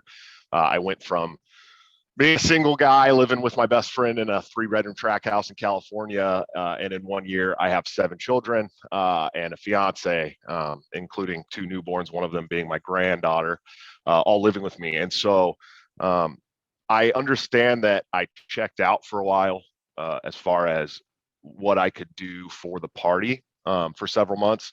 We had to get people into therapy, and we had to get kids registered and enrolled in school that hadn't been to school in many years, and medical appointments and dental appointments. And it was a lot. It was a lot on me. And I was also working 72-hour weeks. And I'm finally at a place in my life now where I was able to go back to my normal work schedule, which gives me 14 days off every month. Everything with the kids is going smoothly. The show is bringing in enough revenue to now let my fiance stay home with the kids and not have to work on top of my job. And so I have the time to do this now. I know that's probably one of the biggest concerns for a lot of people on this board. I'm sure there's other concerns too, but that was one of the biggest ones I heard. So I wanted to address that and tell you guys why I have that time. It's because I worked towards getting that time back. But anyways, as far as my plans for the party go, it's 1 year until the next convention. And I spent the last 4 years with some time off over the last year, traveling the country. I worked on ballot access petitioning in Ohio. I ran ballot access fundraisers in places like Alabama. I've shaken hands with thousands and thousands and thousands of our members around the country. I went to 40 states over the last 4 years. I've got to build really close personal relationships with our hardworking volunteers and hear about their concerns. And so a lot of the blueprint and the platforms that I built for my chair campaigns prior to this were centered around those concerns. But for me, I want to, I don't know everything that Joe was doing. I don't know everything that Mr. Bishop Hinchman was doing. I don't have, like Mr. Moulton said, I don't have his plan laid out in front of me, but I do know that within the first 2 weeks of being elected, I'm going to travel to Alexandria and sit down in the office. I'm going to go over the organizational tree. I want to work very closely with staff to make sure that they have all the tools that they need to do the things that they want to accomplish. I'm still going to put, as I said in both my campaigns, I'm still going to put a very, very heavy focus on membership and membership recruitment. I think this party was built around a membership model, and it's something that has been kind of forgotten about, in my opinion, over the last couple terms. So I want to put a more heavy focus on that. With that comes the fundraising. Now that I have all this time, of course, I will put in as many fundraising calls as are needed. I'll pen any fundraising letters that need to go out, mass media, all that stuff. I would love to build a media team. Like I said, we only have 1 year till the convention, and I do not plan on running for chair in 2022. I have no intentions of that whatsoever. But I would like to put together a media team. I would like to have people that can speak on behalf of the party. We have wonderful orators around the country. People like Spike Cohen, people like Larry Sharp, people who are willing to do this in their regions. And so I think that having somebody who's going out looking for media opportunities and taking them on behalf of the party is important. Now, of course, I won't do any of this stuff without being completely above board with the LNC. I champion transparency and truth and justice when it comes to this board. It's something that I fought really hard for over the last couple of months with all the hoopla that we've been going through. But truly, I've spent the last 4 years preparing myself to chair this board. I thought there might be a chance in 2018. I thought there might be a chance in 2020. I got ready. I studied Roner. I watched Nick, who runs meetings very well. I got to run the Oklahoma State Convention on 5 minutes notice. I've had the opportunity to really do the things that can get me ready for this role. But yeah, I mean, that's pretty much all I want to say. I don't want to take up too much time. I'd rather answer questions and try and quell any concerns that you guys have. But I just want you guys to know, truly, I have gotten myself to a place where I have the time to do this job and do it well. And I think I have the tools to at least steer the ship to a successful 2022. So if you guys have any questions, I'm willing to answer them now. All right. I saw Miss Adams's hand go up. I assume she was first. So I'll call Miss Adams. Is anybody really shocked? Like, I have lots of questions for everyone. Yes. Hey, Josh. So Hey. you keep talking about the org tree, and the EPCC worked with the executive director and our former chair to develop a very, I believe, clean organizational chart. It's been around for a minute and probably would have been available to any member of the LNC upon request. I know I certainly would have been happy to share it with anyone. Why would you need to go to Alexandria to go over that versus just having it emailed to you? And I would assume that that would be something, if you envision changes, that you would want to work with the EPCC as well as the full board on. Is my assumption correct? Yeah. So like I said in my questionnaire, I don't have any immediate intentions of changing staff, right away. That's not one of my immediate goals. I do want to go to Alexandria because I think it's important that our chair travels to Alexandria sometimes and is at headquarters and goes to the press club and does these things that need to be done. But I want any staff changes. Obviously, I would work with the EPCC and the board, but I want to make sure that everyone is able to focus on their position. So if you do have that organizational chart, I would love to have you email it over to me. I'm happy to do so. All right, Mr. Harris, I see multiple hands up. Can you tell me who's next in queue? Of LNC members, I see Mr. Valente, followed by Mr. Hall. All right, we'll do it in that order. Mr. Valente. Yeah, I think the biggest thing that comes up, and thanks for tossing your hat in the ring. I think the biggest thing coming up for our new chair is healing the divide of what's gone on the last, especially the last month, but even beyond that. But you have been very coarse in your discourse with members. Again, it's on personal media, but I think the way that your discourse to members, even over this last week, has been left a lot to be desired on as far as the national chair goes in a healing manner. So, I've seen you call people nerds, losers. It's not becoming of a chair, and I have concerns for you over that, ranking you as a choice in this election. All right, is there a question there, Mr. Valente? What are your plans on changing your discourse? Well, here's the deal. I spent the last 4 years having my personal life and my family slandered and attacked by these people that I talk to like that. And last year I decided I would no longer capitulate to them. And in fact, I would make fun of them because they have tried to actively ruin my personal life. So yeah, on Twitter, I have been brash, and that's fine. But I am also the only candidate from the 2020 convention who stood on stage and said I was willing to work with anybody in any caucus, and I meant it because I have worked with anybody from any caucus, and I am not above working with anybody, even the ex-Prag members. I'm not above working with anybody as long as they are not actively trying to slander my family. So yes, I have been brash towards people who have gone out of their way to attack my family for the last 4 years. All right, there's about 35 seconds left. Mr. Hall is in queue. Sure. Hey, Josh, I just am curious what your thoughts are on the CRM project going forward and how we can improve it. So 100% support the CRM. Any vote that has come up in my 2 terms on this board to support the CRM, I have voted in favor of. I will work closely with Ken and Andy as closely as they need me to make sure that we can push that ahead. I have no problem calling states, finding out what they need. The CRM is invaluable to this party. It's invaluable to our activists on the ground, and I'm a boots on the ground guy. So 100%. That is time. All right. Thank And you. just an FYI, Mr. Chair, I don't have the hand raise thing, which I'm supposed to. I've been trying, but Okay. I do see you on my screen, the Brady Bunch screen. I see about half of the LNC, so I do see you as I see Ms. Sarwark. So if when you're ready, if you want to try to flag me down, I will. I do see you in my Brady Bunch view, so which is what I call that. All right. The last candidate before we get to NOTA, Ms. Bilyeu. Yes, I'm unmuted. Yeah. Yes, thank you. I am actually glad to go last.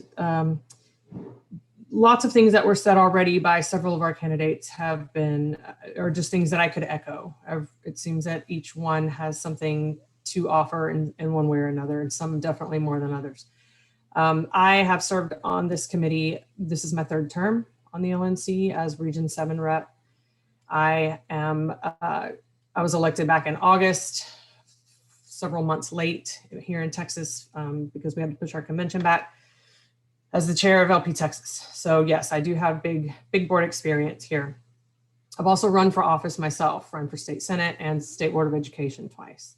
I have been involved in lawsuits with the state and with Republicans here in Texas. So I've got that experience. I have a staff of 25 or so people here in Texas, several directors. I have the experience managing this kind of thing, plus the experience that I have on the board. I will tell you that this is not something I wanted. I did not ask for this, and I may be one of the only ones not actually seeking this position out.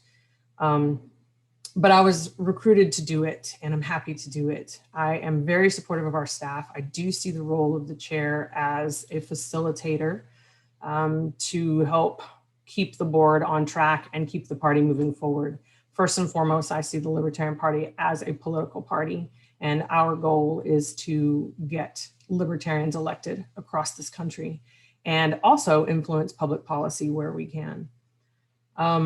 That is the absolute goal for me. So ballot access is huge. That I will always support ballot access. I am a supporter of the CRM. In fact, my state was in the process of getting onto it until very recently. We had to pause that given some of the circumstances that left me with some questions and concerns about how we were going to proceed with that and some of the security issues related to user agreements and terms of use. So that is something that I do want to look into before we go any further with it, but it is a program that I absolutely support. And I was very excited about being able to get this data into the hands of my county chairs specifically.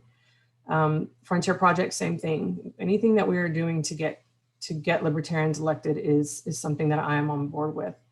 I believe that my role as chair, or the chair's role, would be to be available to staff in whatever capacity they need, whether it's fundraising or media presence or just helping them get the resources that they need to do their jobs, but also doing some of the work. I am very big on being hands-on.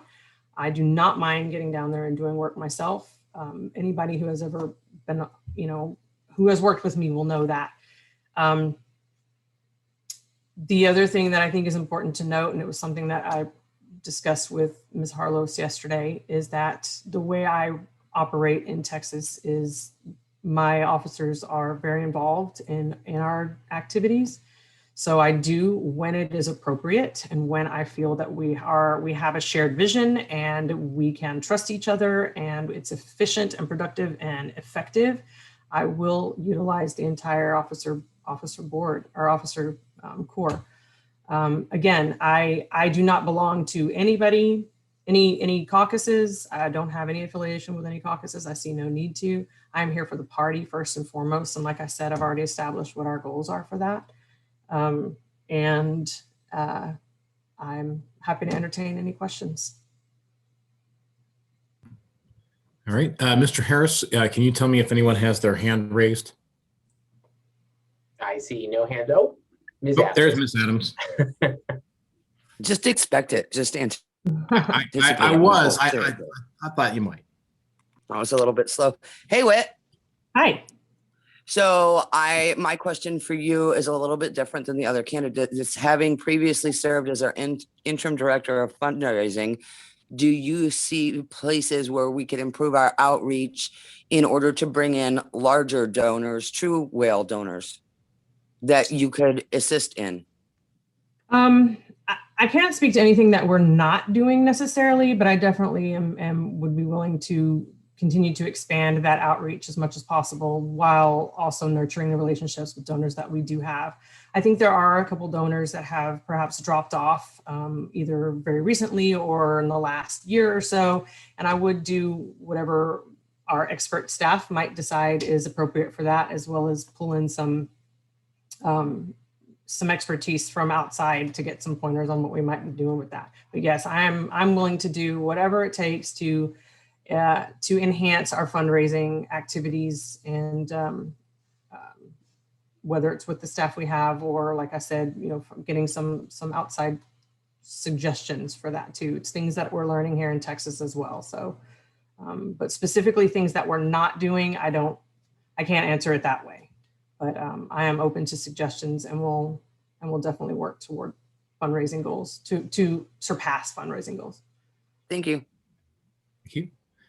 Any other LNC members? Mr. Harris, anybody have a hand up? I see no hands currently raised. Okay. I'm giving everyone an opportunity. LNC people.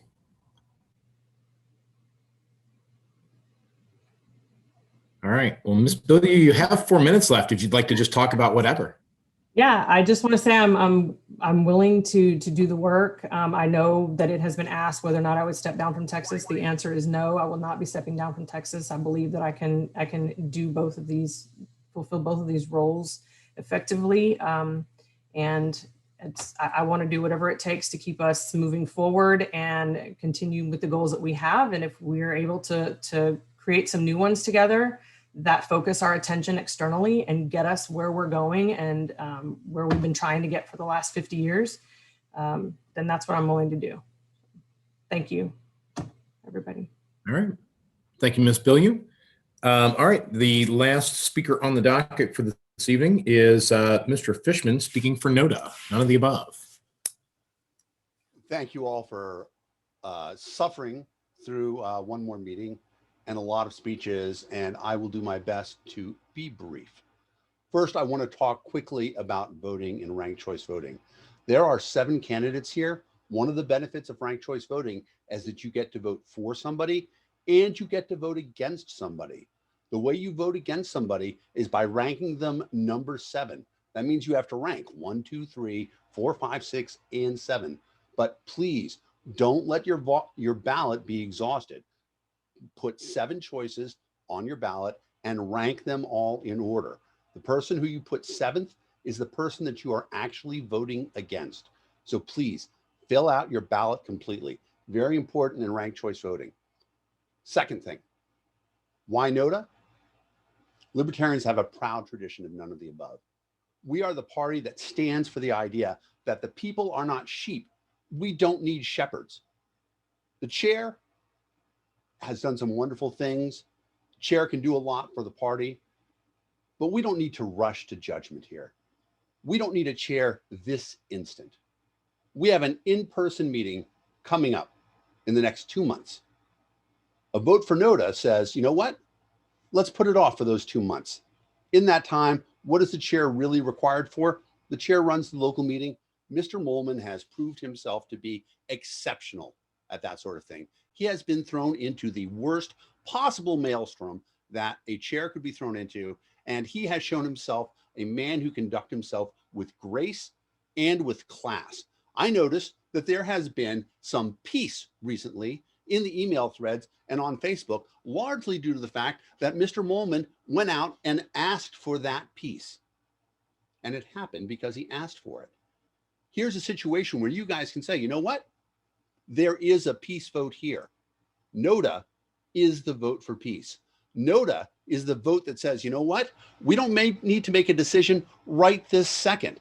Let us come together as libertarians and say, we don't need a leader right now. We can take our time. We can think about this. We can arrive at a decision that makes sense for everybody. And it's the only vote that makes sense like that. If you want to vote for one of these candidates, and I have to tell you that the list of candidates is so good that I considered withdrawing speaking for NOTA, because there are some exceptional people in here, people who I truly respect. But the tradition of NOTA is strong, and NOTA is the only candidate that is the true unity vote. We have been divided. Some would say deliberately, some would say it's a natural course, but we have been divided and we can come back together. And that vote right now, you, the members of the Libertarian National Committee, you can unite us by saying, you know what?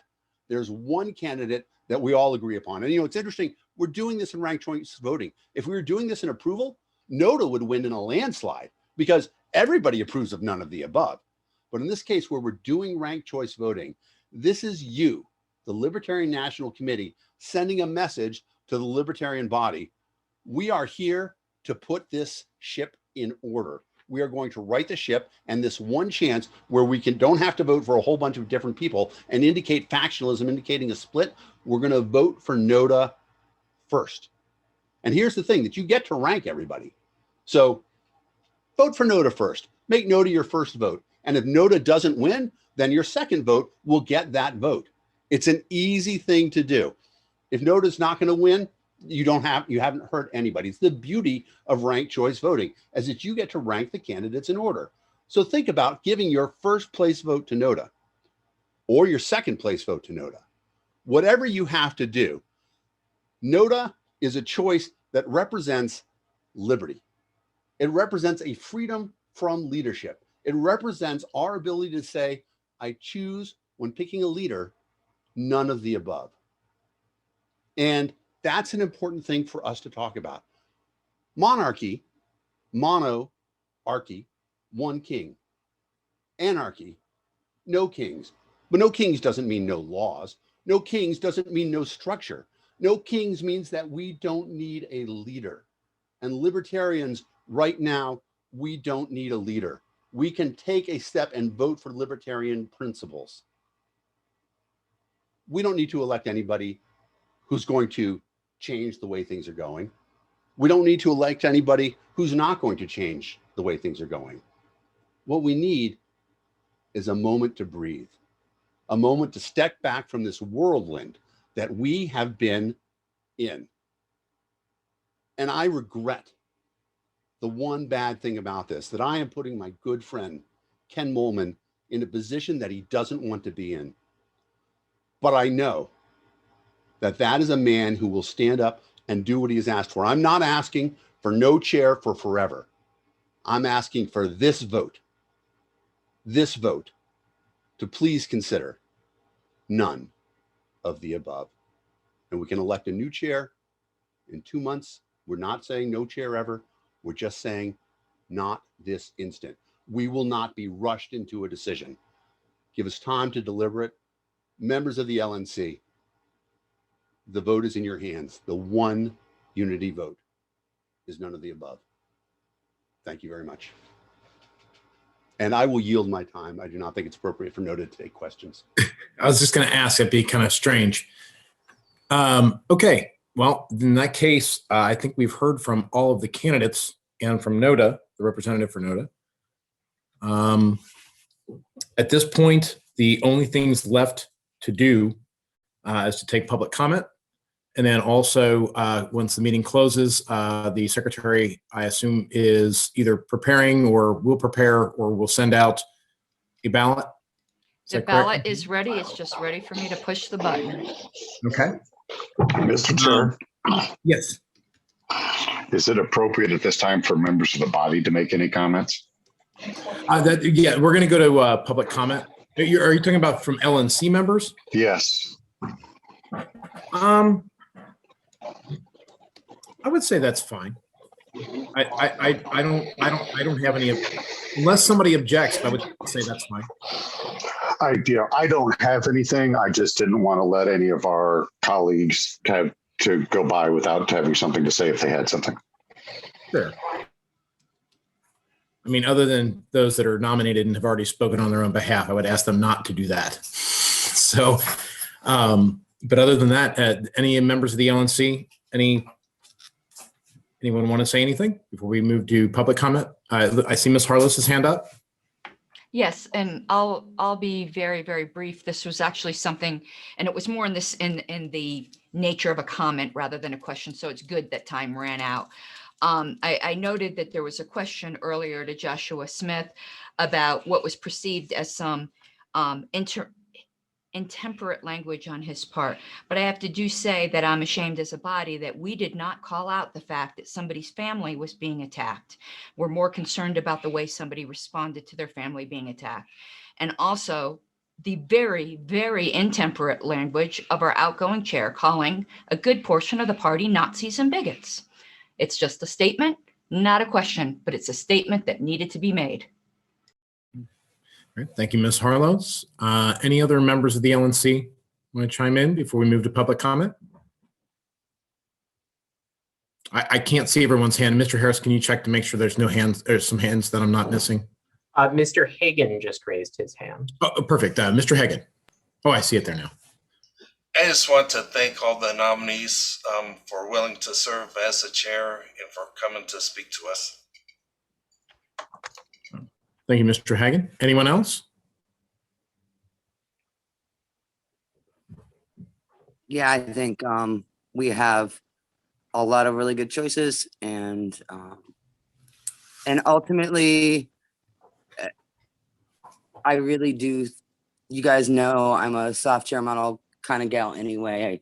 I think we could probably do without a chair. But I think we have at least some very brave individuals who have stepped forward to allow targets to be painted on their backs and try and fill this role. So props to them. Thank you, Ms. Adam. Any other? Mr. Chair? Yes, Mr. Phillips. I know I said I wasn't going to say anything, but I changed my mind.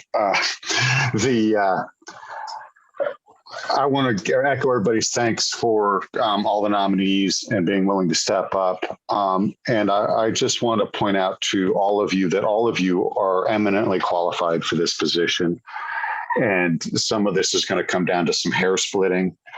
And as I think I indicated in one of my questions, I want you all to know that in some ways, a lot of my votes are going to be not dependent on whether you can do the job, but dependent on whether I think that your focus is better elsewhere in projects that you're already eminently capable of and heavily involved in, not any negative reflection of what you've done or your potential ability to do this job.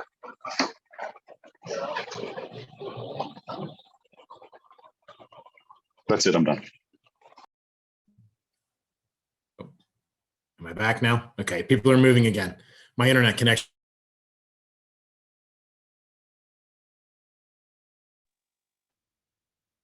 Is it just me or did Ken cut out for everybody else? You did for me. Yep. Moving again. That's not a good sign. Oh, there we go. My internet, I apologize. My internet is apparently getting flaky here. So was there anyone else? Mr. Nana has got a hand raised. Yeah, it's fine. Mr. Phillips pretty much said exactly what I was going to say, so I'm just ditto on that. Okay. Any other LNC members?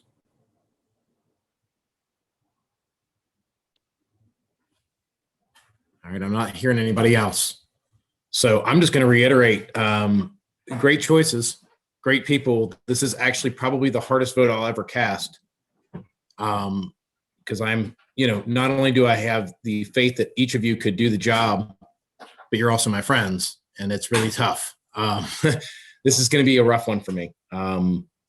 But I thank each and every one of you for stepping forward. I know that whatever we do will be fine, that we're going to move the party forward, that the members of this board and those watching and those that are seeking this chair position all care deeply about the party and moving us forward to reach individual liberty and increase our liberty in our lifetime. So I thank you all. And with that, Mr. Chair. yes, Ms. Hogarth. Yes, can I ask that we restrict public comment to 30 minutes because we have staff here on a Sunday evening? That is a mighty fine point. And let me see what time it is, because I actually have a timeline as well. What time do you need to leave?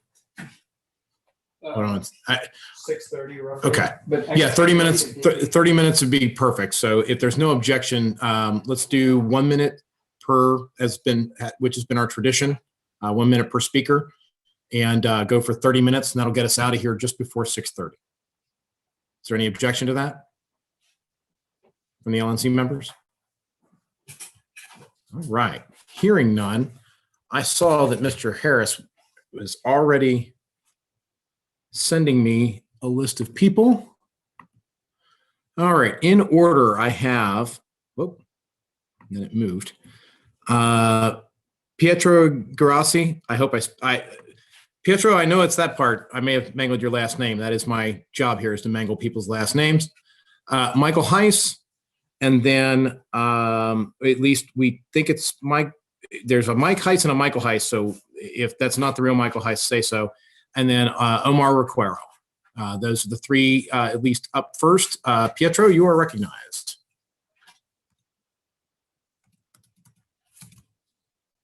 Although you may not be unmuted. Yeah, he can't unmute himself as far as I understand, so. Oh, thank you. Whoop. I'm here, but I can't. There we go. Okay. All right. Let's do this. All right. Thank you, Mr. Chair. Members of the LNC, my name is Pietro Garassi. Exactly 1 year ago today, I addressed the Libertarian National Convention in support of Tony D'Orazio, and I'm once again pleased to endorse him for chair of the Libertarian National Committee. Under the leadership of Tony, as well as Chair Cody Anderson and Second Vice Chair Dwayne Whitmer, the LPNY State Committee and Executive Committee have created an environment which has allowed the party to prosper and has really empowered affiliates to get things done. He has also put out a lot of press releases, which have garnered donations and have increased interest in the party. One of his priorities at the state level is to increase youth engagement, which I believe is extremely important. And I think that's something we need happening on a national level. And I believe that Tony will make that a priority as well as chair. And while I know some folks are concerned about the fact that he was not on the LNC, I think that's a good thing. I think that he represents a breath of fresh air, something we truly need at this time. And I think he is the man who can steer us in the right direction. That is time. All right, thank you very much. Tony D'Orazio for chair. Yes, Chair. Ms. Carlo. Yes. I've been informed that the Mike Heiss is not indeed Michael Heiss, and I would ask that we're not giving mic time to somebody who's evidently impersonating another person. Yes, that is correct. That will always be the tradition while I am here, and we do not allow fakers to fake. So unless that is Michael Heiss, then the next person up would be Omar Requero, and after Requero is Joshua. Oh gosh, why do the people with the last names? Flavka, Kaylin Wiggins, and whoever Jacob's iPhone is. And before I recognize Mr. Requero, Mr. Hagan, can you take the gavel for just a moment? I need to take a very, very quick bio break, which I can listen, but can't run things. Certainly. Thank you. Go ahead, Mr. Recaro. Thank you, Mr. Hagan. Good evening, everybody. I'm on the East Coast in Florida. If you're on East Coast time, I just briefly want to say that I just want to thank everyone for running. As has been mentioned before, you're putting a target on your back, and we're going through some interesting times. But I have no preference for this position, and because I too am friends with some of the individuals that are running. I think it's important for all of us as members of the party and the LNC to get ready to work with whoever it is that's elected and to give the benefit of the doubt to whoever it is that's elected. And I would just say in no particular order, Whitney Bilyeu, Steve Dashbox, and Dr. Moulton would be my preferences. So good luck to everybody. And that's all I have. Thank you. All right, thanks. And Joshua Lavka? is next. If you can be muted. Good evening, everyone. I'd like to first thank the board for their time, giving me the opportunity to speak. And I'd like to also thank all the candidates who are choosing to run. Kind of like it's been spoken, everybody's putting a target on their back, and I do appreciate everyone stepping up. And we're very blessed as a party to have so many people who are willing to take that opportunity. That being all said, I'd like to advocate for Joshua Smith for the LNC chair position. I know there's been a lot of questions on his professionalism recently, but over the last year, personally, I've really seen Josh mature as not only a person, but as a leader. And I feel that he is uniquely gifted with the ability to take us forward in a positive manner and allow us to transition effectively into the future in 2022 and arena. And I appreciate everybody's time once again, and I yield. All right, thank you. And Kaylin Wiggins next. Kaylin Wiggins, Interim Vice Chair, OKLP. I want to encourage you all to vote for Joshua Smith for chair.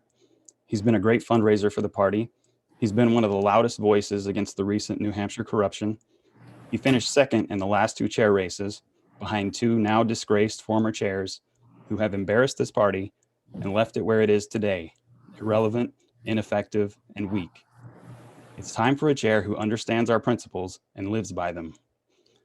Why was LP National afraid to take a public stand against the greatest government overreach in the history of our country? We're sick of the LP being a joke. We're sick of the virtue signaling and the drama. Some of us aren't here because we think politics is fun or because we like having a title. Some of us care about liberty more than decorum. We want the government to stop hurting people, and we want a party that can competently spread our message to help us do that. That's why we want Joshua Smith. Thank you. Thank you. And Jacob's iPhone, if you can identify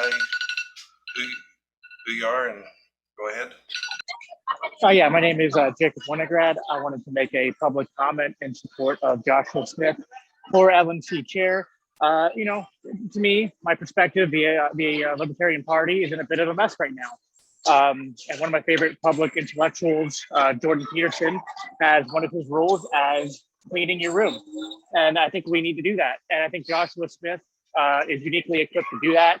The amount of responsibility that he has taken on, amount of adversity he has overcome over the past several years, and especially over the past year.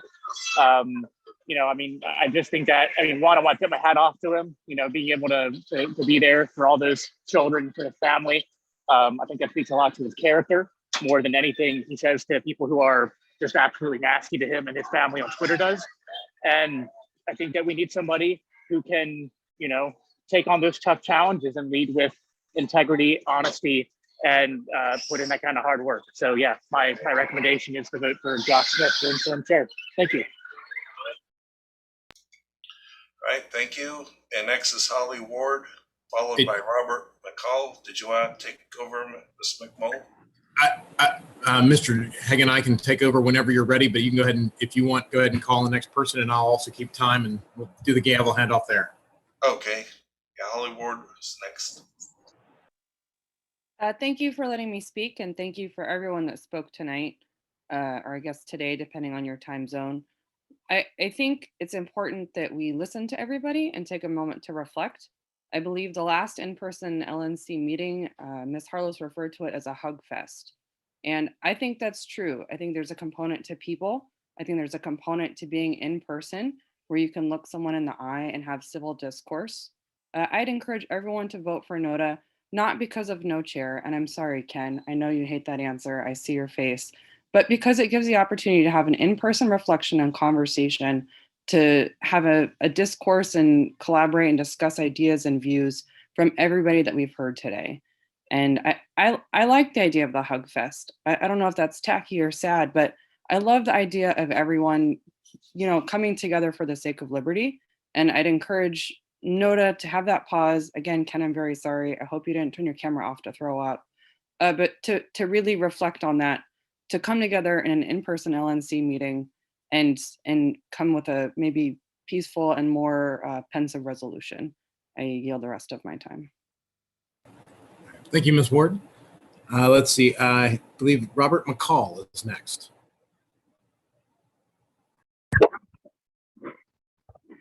Yes, sir. Thank you for letting me speak. I got big shoes to follow after Holly Ward. I'm Robert McCall. I'm a new member of the Libertarian Party, and from what I was listening to, with the last couple candidate speeches that I had heard, I don't feel comfortable as a new person to the party with anybody that has spoke that I listened to becoming the chair, and I urge the NOTA vote, and like Holly said, to come together and kind of come to a consensus together as the LNC, because I'm tired of I don't want to see the party falling apart. I yield my time. All right. Thank you, Mr. McCall. Dan Lewis is next. Mr. Lewis.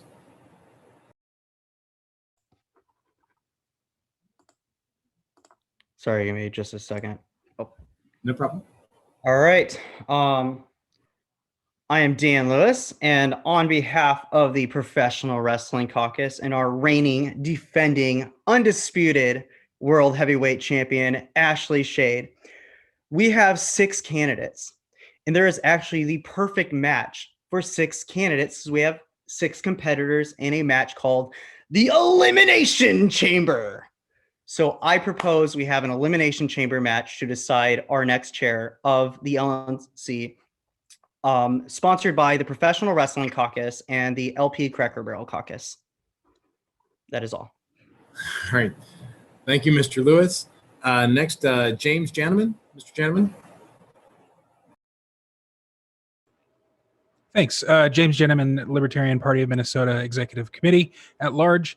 I am going to speak in favor of Josh Smith. And the reason that I speak in favor of Josh Smith is that while there are lots of qualified candidates that you're faced with today, Josh actually did come in second in the last 2 general conventions. And I think that actually, it means something. Karen Ann suggested that you poll all of the delegates from the last convention. And while I think that would be a logistical nightmare, taking into consideration the previous election it's important. I think that's the main reason. And while Mr. Moulton has great experience, and if Josh weren't going for this, I would probably endorse him because Josh is in this race and has had lots and lots of great fundraising and recruiting experience and has proven himself to be a good leader informally. I think that's the reason that you should vote for him. So I appreciate your time. Thanks, sir. Next in the queue, the next 4 people are Robert Cesar Bavero Spina. I am terrible with names. I'm so sorry. Steve Sheets, Zach Britt, and Eric Harris. I'm just going to call you Robert. You're recognized. Can you hear me? Yes, we can hear you. Okay. All right. That was good enough. I appreciate it. Thank you, Ken. Robert Spina, Marin County Chair Pro Tem. I would like to personally endorse Joshua Smith for the chair.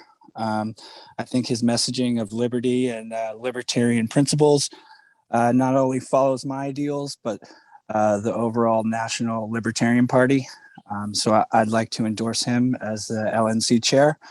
And I would also like to thank Ken for his service of what he's done on the chair so far. I'd like to yield the rest of my time. Thank you. All right, thank you, sir. Steve Sheets, you're recognized. Thank you, Ken. I appreciate it. Okay, so in regards to, there's 3 people who I really like in this particular role.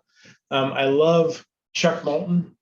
Dr. Chuck has been instrumental in electing 1/3 of the libertarians to office here in the United States. I mean, I almost rest my case right there, right? So Steve Daschbach, who ran the campaign for Joe Jorgensen, he is awesome and amazing, right? Then we have the chair of Texas, Whitney Billio, who is also the person who helped craft the language for our death penalty plank. And we have 3 people who are absolutely positively amazing for this particular role. I strongly urge the LNC to vote for one of those 3. Thank you so much. That's all I need to say. Thank you, Mr. Sheets. Zach Britt, Mr. Britt, you're recognized.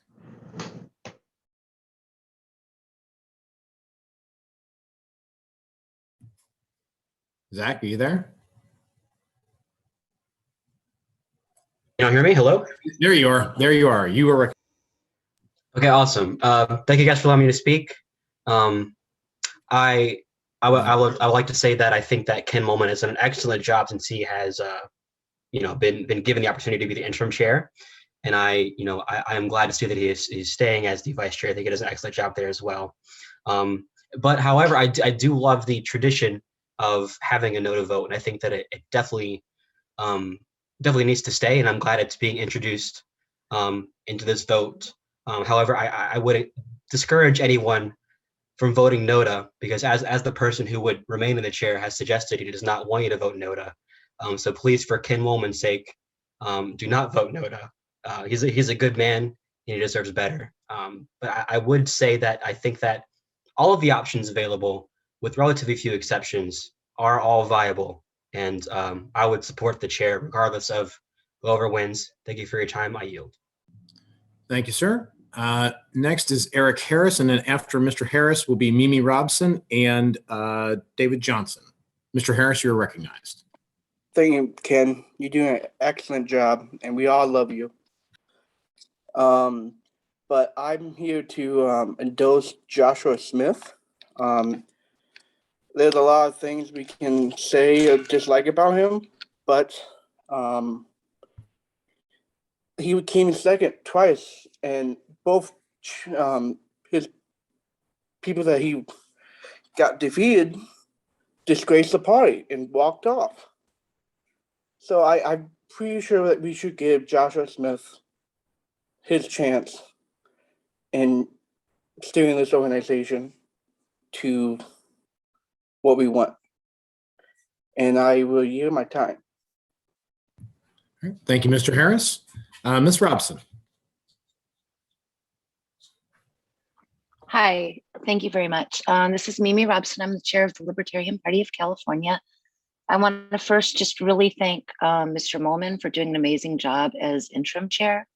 I wish he was going to stay on, and I'd recommend NOTA, but I know he really doesn't want it. So I just want to say that I support all of the candidates that are running.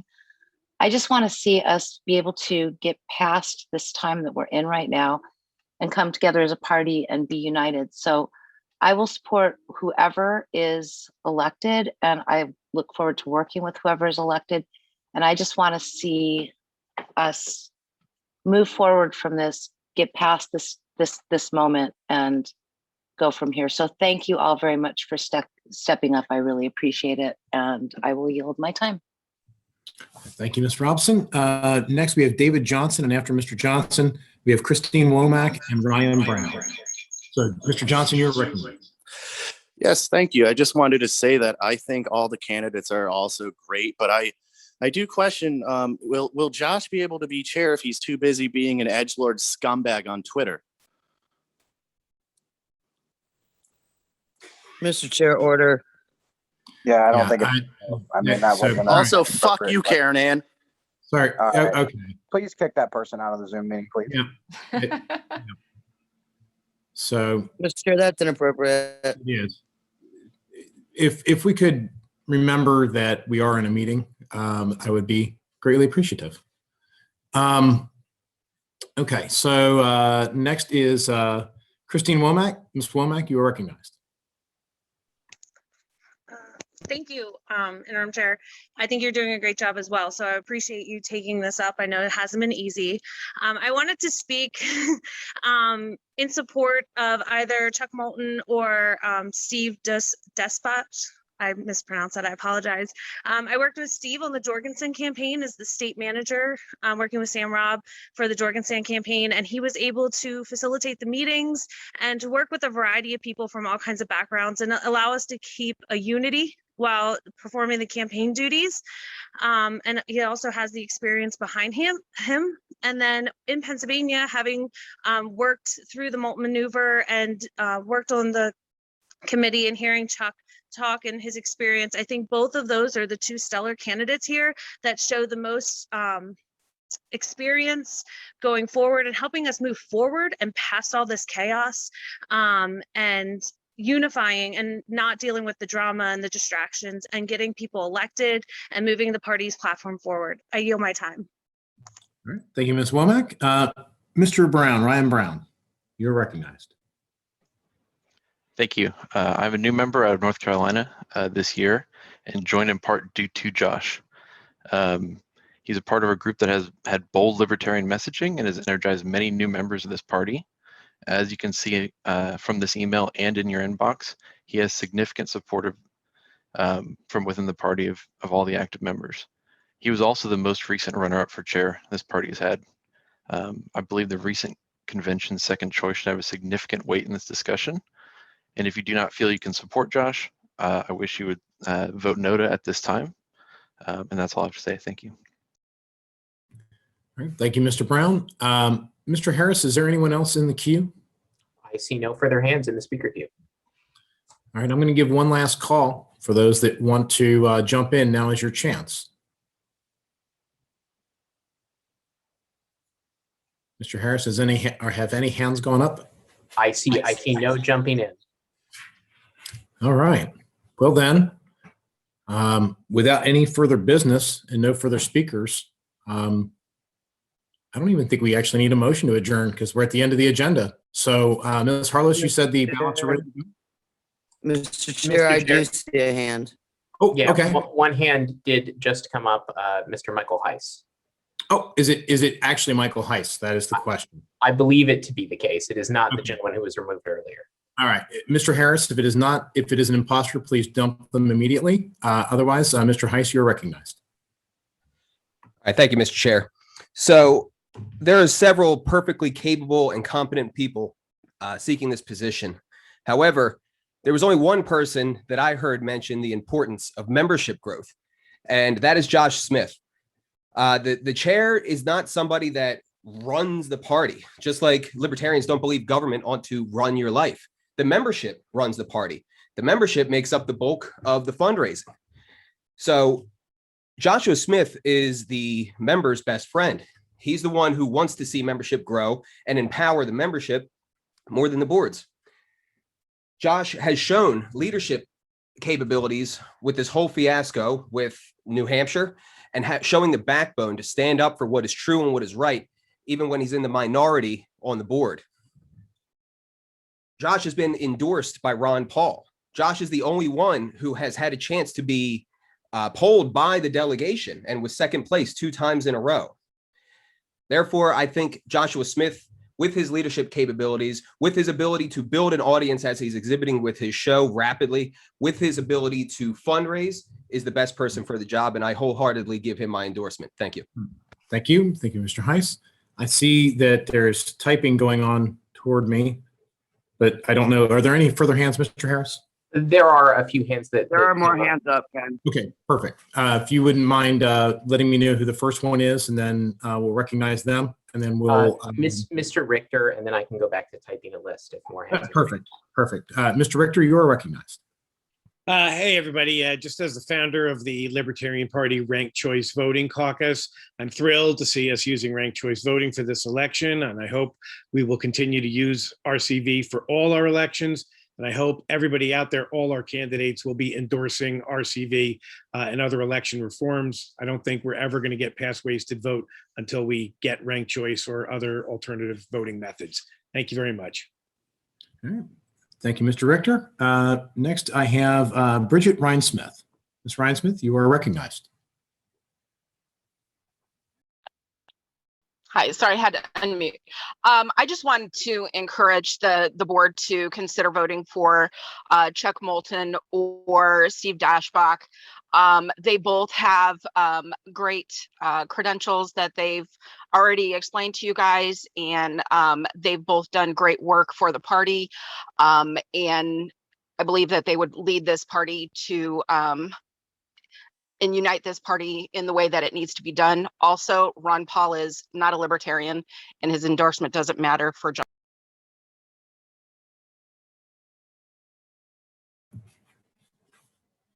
Oh, I think we lost that person, but thank you, Ms. Reinsmith.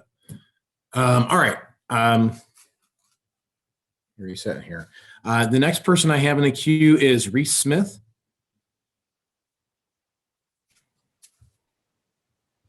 Hello, can you hear me? Yes, we can hear you. I just would like to speak in favor of Josh Smith for chair. I'd just like to say that I think he will do the best job, and I think he has the great experience of traveling the country and meeting with a large swath of members, and I think he will do the best in representing them. Thank you. Thank you, Mr. Smith. Mr. Harris, are there any further hands? None that I see. All right, I'm going to give one last call. We were scheduled to end in about 4 minutes either way. So last call for hands.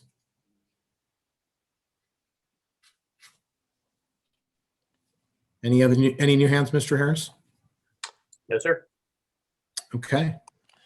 Ms. Harlos, you said the ballots were ready to send out at the close of this meeting. Is that correct? Yep, the minute we adjourn, I will be hitting the send button.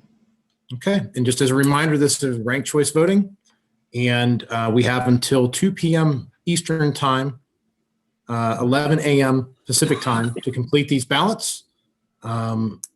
This is an important decision, so don't feel rushed, but don't wait till the last minute because, technical glitches, not having your ballot count would be pretty sad in this scenario. And just a FYI, if anyone within the hour does not get their ballot, please reach out to me via phone or text, and I will work with you, since we're on such a limited time frame, to make sure I either get a better email or give you a code vote or something. I don't want anyone letting technical problems, give them problems. Perfect. Thank you, Ms. Harlos. So you've heard from the candidates, you've heard from the gallery. The ballots will be out as soon as we close this. Thank you all for your time today. Big decision. So if I'm not the chair after this, thank you all for putting up with my style of this stuff. I used to actually be a better presiding officer. It's been a while since I've been in the driver's seat. So thank you all for putting up with it. And, anytime I can help serve the party, whatever way necessary, I'm in. So thank you all for putting up with me in the meantime. So We want to keep you.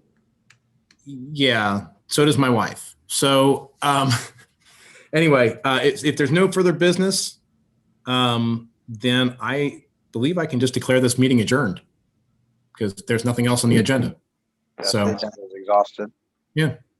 So thank you all. Again, if you have problems, please contact Ms. Harlos. Please. Whitney did put her hand up just now. I don't know if that's an artifact. No, I just wanted to say thank you, Ken, and thank you to the other candidates who are willing to step up for this. That's Here. Yeah.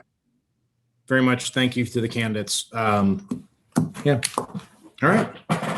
Well, I am getting kicked out of the facility I'm in, so I'm going to let you all go and wish you all a happy Sunday and happy voting. And, we'll meet again sometime soon. And we have the LNC meeting vote already going. So if you haven't seen that ballot, look for that too for our next meeting, just as a note. So thanks, everybody. Thank you, Richard Brown, for being here as well, as always. Yes. You might end with the magic words, Ken. We are adjourned.